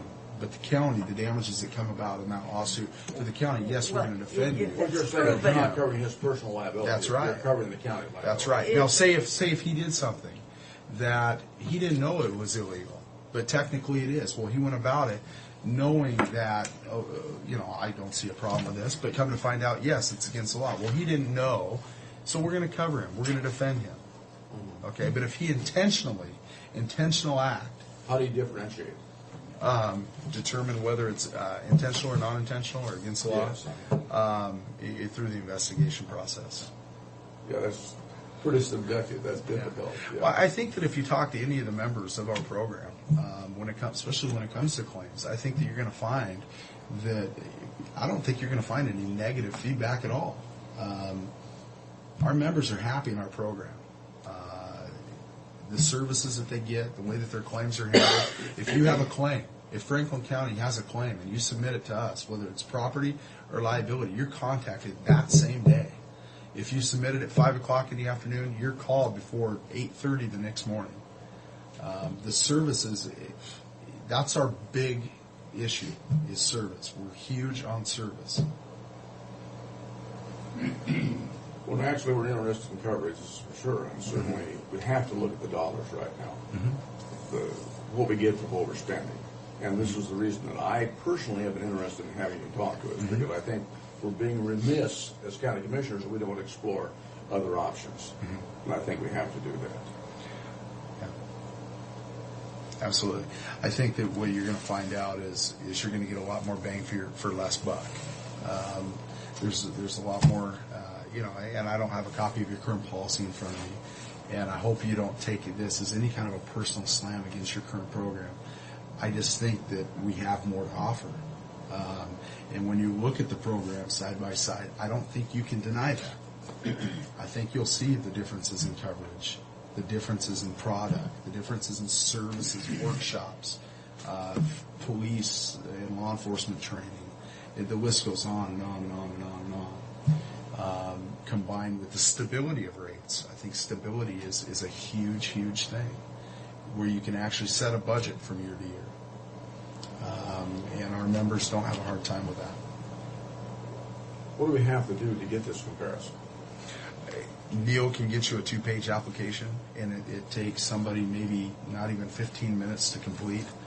It's a 2-page application. You staple the property values, the vehicle schedule, and a 5-year loss history, and send it in. The biggest thing that we look at, honestly, is your loss history. I mean, we have to review that. You put yourself in our shoes, and we have membership to protect. We have a program to protect. And so we strongly look at losses.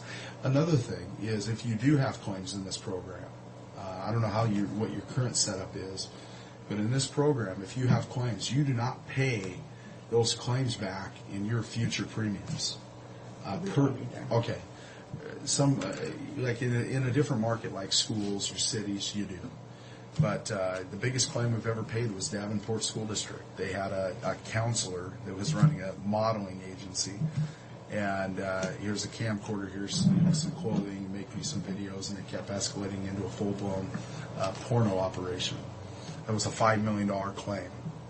They pay roughly $12,000, $13,000 a year. That's going to take a long time to pay back $5 million. They're never going to pay back $5 million. The next year we didn't kick them out of the program, and their rates did not go up 1 penny. The only time that we would ever see a rate increase in any of our programs is if it's a pool-wide rate increase. And that's when the pool does not perform well. But that all comes back to risk management. And how have we only had 3 rate increases since 1985? Which I think any pool is subject to that same same scenario. But we're aggressive when it comes to the risk management.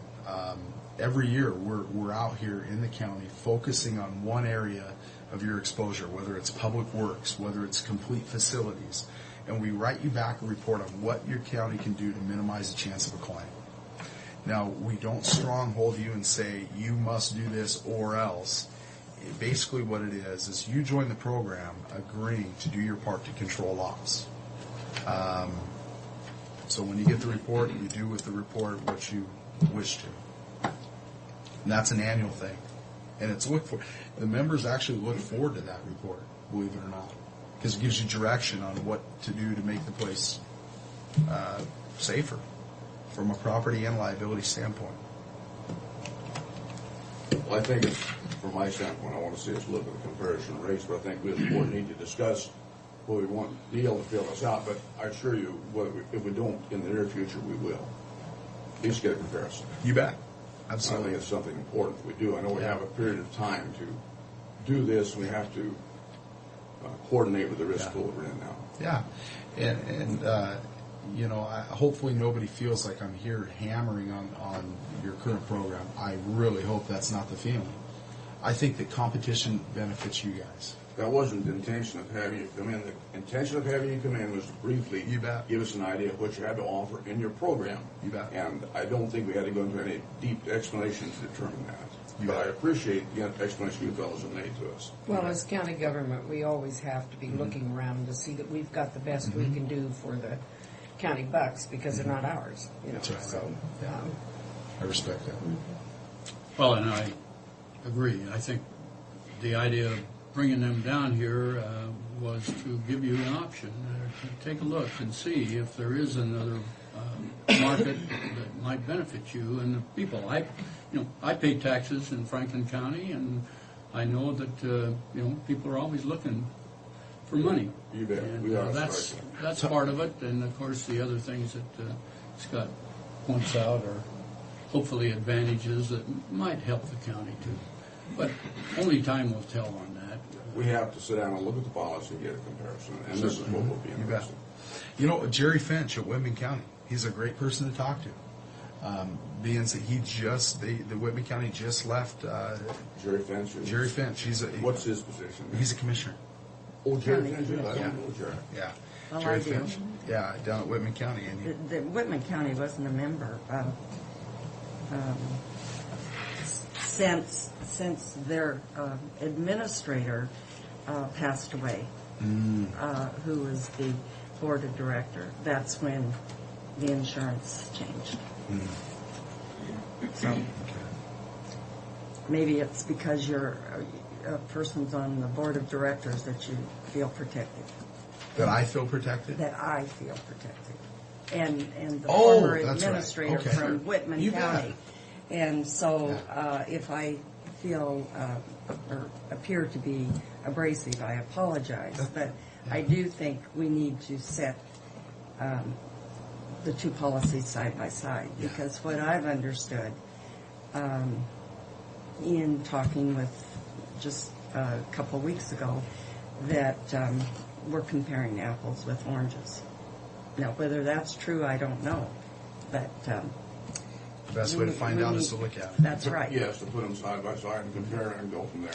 You know, But our retro assessment is due to that claim that our reinsurance says they don't owe or don't have to pay, and we're having a conflict on that. And last report, it sounds like we're in pretty good shape on that. Good. So. Well, is Thurston County part of your program? They are. Okay.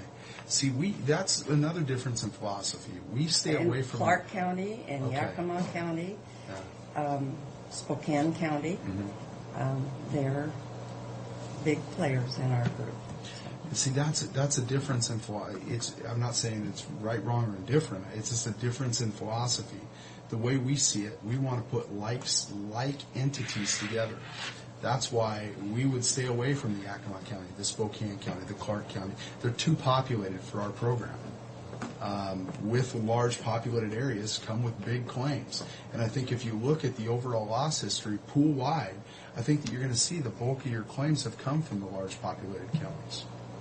The numbers are going to bring them. Not necessarily. Not necessarily. But also, those large counties bring big premiums. Yeah. Because those Understand large counties also have in-house risk managers, and where the smaller counties are more vulnerable to. Works both ways. Yeah, absolutely. But there's, as an example, and I haven't even asked Scott this, but do you cover liquor liability? It is called, yes, we do. However, it is That's a good question. occasional. Oh, that's right. Now, not on a common practice, but say if you have the sheriff's ball. For this type of thing, on specific occasions, you can do that. Then. Yeah, absolutely. Yeah. Yes, absolutely. I think that addressed your question. I'm trying to think of the word for it, but it's not coming to my thick skull right now. Yes. Okay, I thank you. Okay. And Thank you very you much. want to get that form for us so we can fill it out? I'll get it. And, work with Fred That's on fine. that. Would that be the best? Neva, the way I see it is anybody that's on our board of directors would have the same feelings that you have because you're on the board of directors of your program. So And I I've respect been there that. almost since the get-go. I respect that. January of Yes. 89. Yeah. It was formed in 88 of October. Yeah. So, I mean, I respect that. Anybody that's on our board of directors, if your program came into one of our accounts, they would have a lot of the same feelings. Protection. But I think we have to But be I objective and look at the dollars. I did want to point out that the majority of your county accounts have been there from the get-go. Oh, yeah. You don't have new accounts. Yeah. Because we don't go out and pursue new business. It really is what we just don't go out and pursue new business. I can tell you from a growth standpoint, from our cities and schools, we're seeing 35 and 40% growth a year. But we just don't go and pursue. But is the county's portion of the policy separate from your it's schools? all on its own. Each one of them has their own board of directors. Now, as you go further down the road in this, one thing that might come up from your current program, and I'll address it even before it happens because I know it's going to come up, is the fact that we are owned by a company, Canfield & Associates is owned by a company called Brown & Brown. Out of Florida? Yes, Brown. You already know. Yeah, I know. Brown, I know quite a bit about it. Well, I can explain it to you. Okay. And does Canfield, are they getting a premium for selling different, new accounts? Absolutely not. There's a lot of hearsay, a lot of false information. Brown & Brown, the competition is try to point this as a negative thing on Canfield & Associates. All they are, Brown & Brown came in, bought Canfield & Associates, made Dave Canfield a very wealthy man. Dave Canfield has a 2-year contract, and he is no longer an employee of Canfield & Associates. The administration has been the same at Canfield & Associates. The way we do business is the same. Nothing has changed. Nothing will change. Brown & Brown has a history of when they buy a company, they're hands off. Even if they did bring somebody in, the way that we've done things since '85 has worked. It's a formula that's worked. And instead of us taking $50 million or whatever it is a year to the marketplace to shop for excess coverage, now we take our $50 million, we combine it with Brown & Brown's $2.5 billion, and that's how we can provide, from this point forward, very, very stable, competitive rates. I don't think you're going to find anybody else around that can even touch us. So if there's anything negative that Brown & Brown brings to the table is they need to up my paycheck. That's about it. My paycheck comes on Brown & Brown paper, on Brown & Brown stuff. There's nothing negative that they bring to the table. And if there's any thoughts of there being anything negative, let me address them. I mean, I think that's fair. Well, they're doing the same thing that Willis is on your pool. I mean, that's basically it. And Canfield, at this stage, is just an affiliate of Brown & Brown. So, no, they're same name, same management. It's really Brown & Brown doesn't bring anybody in to run our, and we're growing. large broker. Yeah, and we're growing.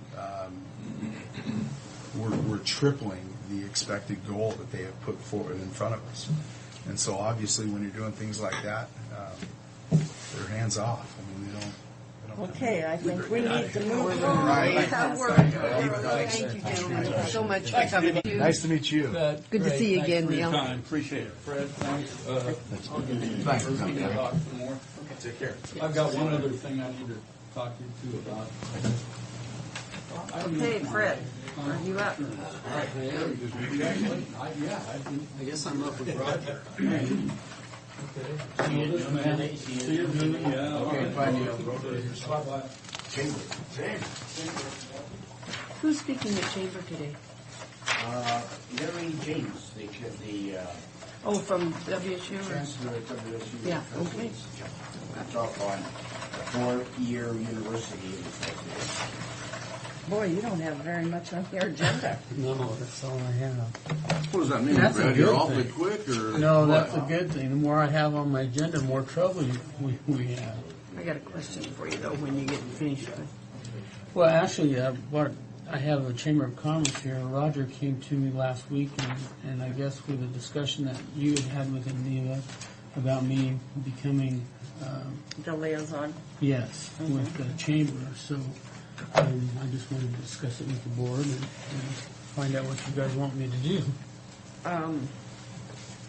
Well, I think the meeting that I don't attend or that I have a conflict with is kind of a roundtable where all of the public entities, ports, school district, city, and so on, kind of have a roundtable discussion saying what's going on in the county. And I thought May I join? Sure, come on up, Roger. That you might be the person that we need to, because Gary's there for the city. Yeah, it And- sounds like the create meeting. What's the difference between that and the create? Well, it's going to be a little even more confused, Fred. For years, the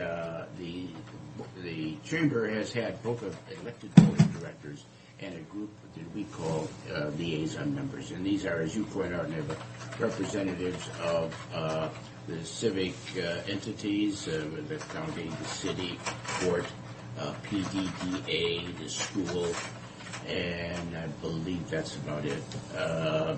Tried it, and we look to this group more and more as a group with whom we cooperate, because this year the Chamber for the first time conducted quite an intensive strategic planning process, in which one of the things that we did was get a very clear research project of the opinion research of our membership, and what in fact do they want this chamber to be.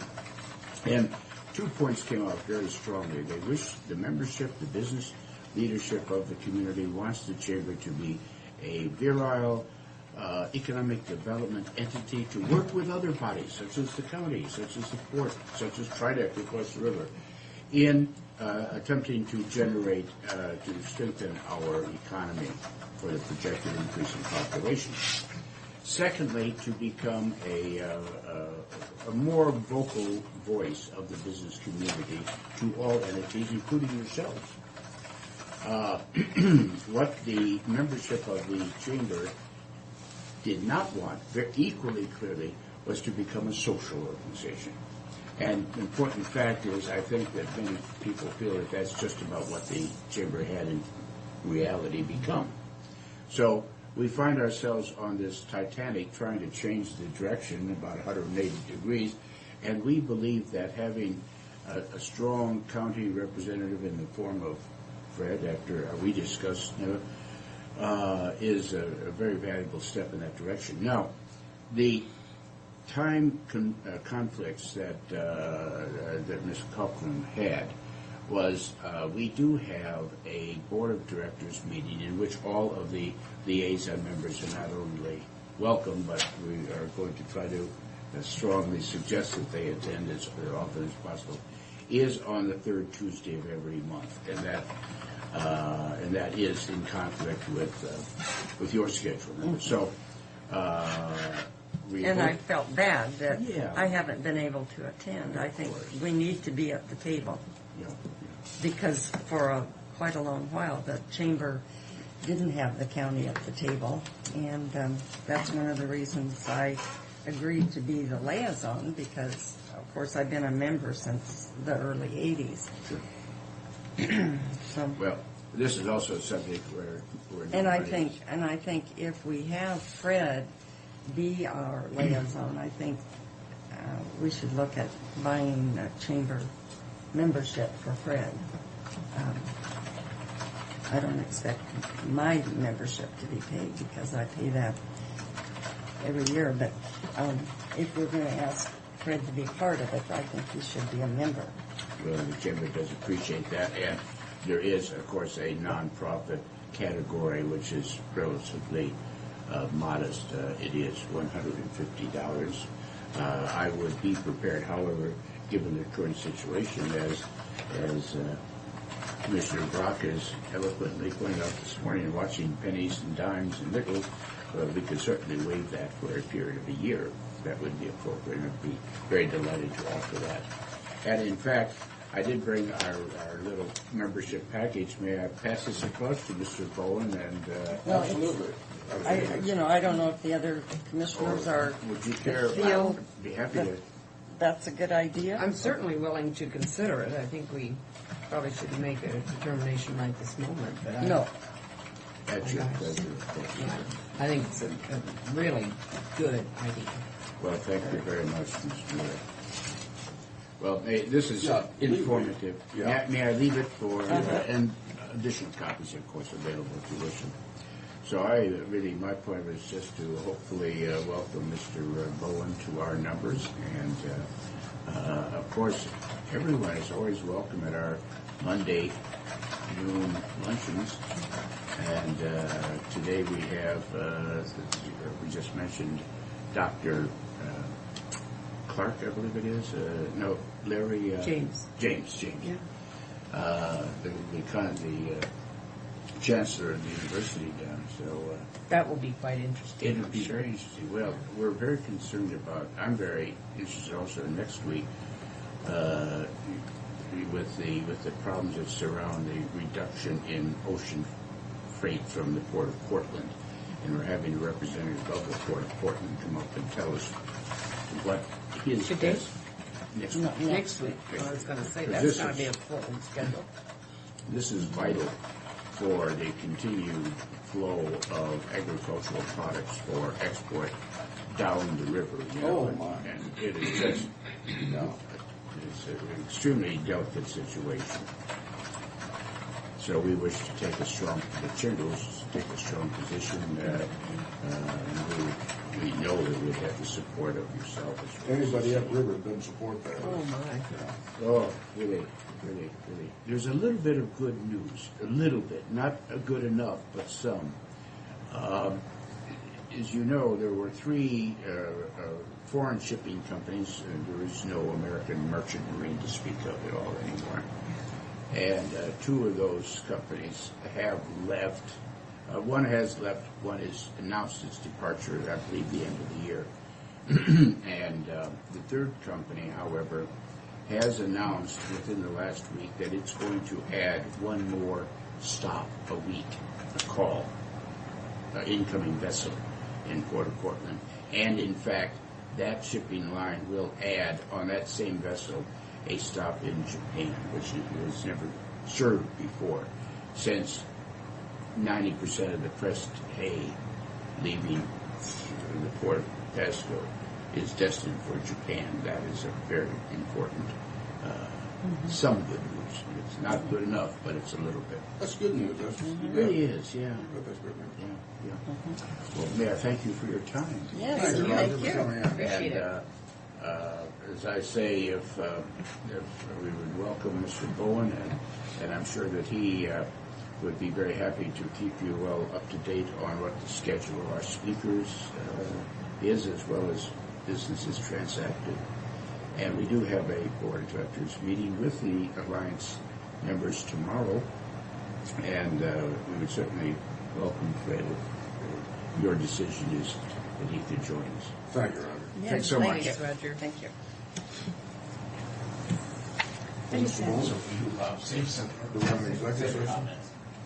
I just had one question, or maybe this has been handled, but I noticed on Tim's letter back to the, capital planning and development part of the Washington Department of Corrections says that he gave this information on some of our concerns, but he says, I've shared this information with the county commissioners. They will be contacting you shortly in regard to the social economic concerns. So I'm wondering Well, if we've sent a letter. We sent that letter? But we wasn't sent a that- letter notifying them. Was that not this letter then? No, We no, did no. send another. We send a letter. Okay. Yes, I'll give you. Okay. All right. Well, I So, okay. I just read it and I wasn't We sure. need to send another one because we told them to respond back with whatever Fred. else we have by Yeah. December 1st. Okay. Kinda Thank hot, you. right? Now I'm hot. Yeah. You know why? You're sitting against that wall over there and we're not. We're pretty comfortable. Boy, But I feel, it feels good to me. Well, it's warm in there today. Well, it feels Now it's good. good. Yeah, No, it's just Yeah. now getting It there. Yeah. was cold. But It was I've got cold. this little heater here if somebody needs It it. comes on and it's hot, and then it goes off. Fred, we sent out that letter. We had sent out the green bars. Apparently went out last Friday. Did it go out last They Friday? got the green bars Friday. Did they get the letter or just Yeah. the See, green? the letter went Initially, out the letter, Friday, didn't and it? it We went out last we Friday. signed it. Have you heard anything from I haven't any? heard anything. Maybe they're nobody's, I hadn't heard nobody's from the here. Tri-City No wonder Herald. nobody answered the phone at Well, it Steve's. was- Maybe they all boycotted us. Until this came out, the other was draft. Until this came out, But we still haven't adopted the budget. No. You know, this is just a potential Until they They've got to come back. they have to come back with the cuts, and then, but we gave until the 18th, which is this week, Right, it's Friday, isn't it? Thursday. Well, they're probably busy Today's the working. 15th. Oh, wow, okay. Thursday's the day that we didn't make the cuts. Okay. So I think. So it did go out Friday, then it went out on the Yeah, 12th? he and I initialed it Friday. Okay. Sure. it went Because the out. Herald called me and I said, as far as I know, the board isn't going to take any action until Monday. Well, we can't do anything until we get it back and then take official action at that time. But we need to set up another meeting, or at least a budget study session this week to determine what we're going to do. Well, now, wait a Wouldn't that minute. be If Friday he comes then? back Thursday, does that mean by Thursday morning they have to have all the responses in? Yes. Then that'll give Tom and Connie time to build it into a We need- report for us. Yeah, we need to set something up. I haven't even seen the letter. What did the letter say exactly? That it had to be here by start of business on the 18th? Yeah. Or did we'll he just give go them till get the it. 18th? Or they Mary not will have go until get the that. end I of the think we day? got the 18th. Memo. Because if you said the 18th, then I would assume if I got the letter that I had to have it in by I the know 18th. what Leo was talking about on our way up to the retirement thing was that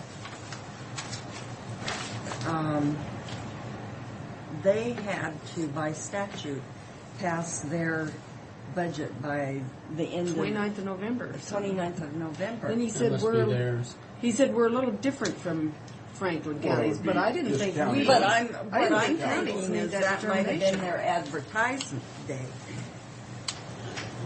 But I said, good grief, in the past, we've had budget hearings clear to the end of December. And they have too, on those bi-county budgets. Yeah, so I don't know what he was Well, talking about. You know, I'm a little confused on this chamber. I mean, what's Well, the I would direction? like you to be the liaison person, and But you're not saying that he should go to every luncheon. You're saying no, he needs to be no, there just for the Tuesday once a month Do you need copies of that? would be all that he Well, needed. I'm sorry. Return to the commissioner's office by November 19th. Okay, but wasn't Okay, it so Friday? that's Friday Friday. afternoon. Yeah. So I would think It'll be him- by next Monday then. I was going to say Frank has to be two places on Thursday evening, and Neva has to be one. So that's anyway. So this is pretty Yeah, well I can't, tied up. Did you want to go to Health Board? I can if you'd like. Yeah. 'Cause They- I'm, I hate to have them all hug and kiss me goodbye again, but why not? It's kind of fun. I have to go to Guam. Okay. You guys want me to go to that every third Tuesday. Tuesday? At lunch. At There's a 11:15. little lunch that they have, don't they? Still. Okay. And Gary will call. No, I see. And then we'll talk about the membership at later time, but I think it's, We can determine the benefit. They talked about a gratuitous membership now, so you can't go too badly wrong. All For we're one donating is your year, a time. gratuitous one, and then I know there will be some complaints if we don't buy a membership for him the next year, though, because when I was that year, I was quickly asked, "Are you a member?" When I went to that, I mean, You know, if course, I'm that going to lady's become a fine. member, then I wouldn't go with that gratuitous year. Why? Well, Just because take that- it. Yeah, They'll because give you a gratuitous membership. You'll have the rights of a member. Why pay them the $160 if you don't have to? 50. 150. $150 if you don't have to. All right. I get what I you got mean my now. direction now. Okay. Is there anything else? Is this something that needs to go in the minutes from last Wednesday since you all finished? We were going to send out that letter, so we probably did. better But no, make it. she's asking, should Yeah. it be in the minutes? yeah, I think. But we talked about the 18th. I'm not sure how that 19th got on there, but that's fine. Well, I would, you know what, until they get that in, I wouldn't even set a budget workshop until following Wednesday. No, probably Is that right. Thanksgiving weekend? Yes. Is it? We'd better set So it then the do following. it Monday afternoon. Let's set it the following Monday afternoon because we're. Okay, yeah. Does that Yeah, work for Monday afternoon. anybody? Or You want it Monday 29th. afternoon? then? Yeah, let's set it Monday afternoon. Are we adjourned? Instead of the 22nd. Oh, did you hear that? 29th instead of 22nd. Is that what you mean? Is that If next? you mean the 22nd, that would be the Monday directly after they their deadline. Well, their deadline is this Is the Friday. 19th. And the 19th. 22nd is the next Monday. Yeah, 22nd is the next, is Monday, so let's set it for that then. Monday afternoon on Yeah. the 22nd. Yes. You want the whole afternoon set aside for budget workshop? Set it, we don't have to Well, take it, we yeah, don't need it. if we get done. Yeah, give us all we need. Okay. Okay? Fred? Sure. Where those signs are. Okay.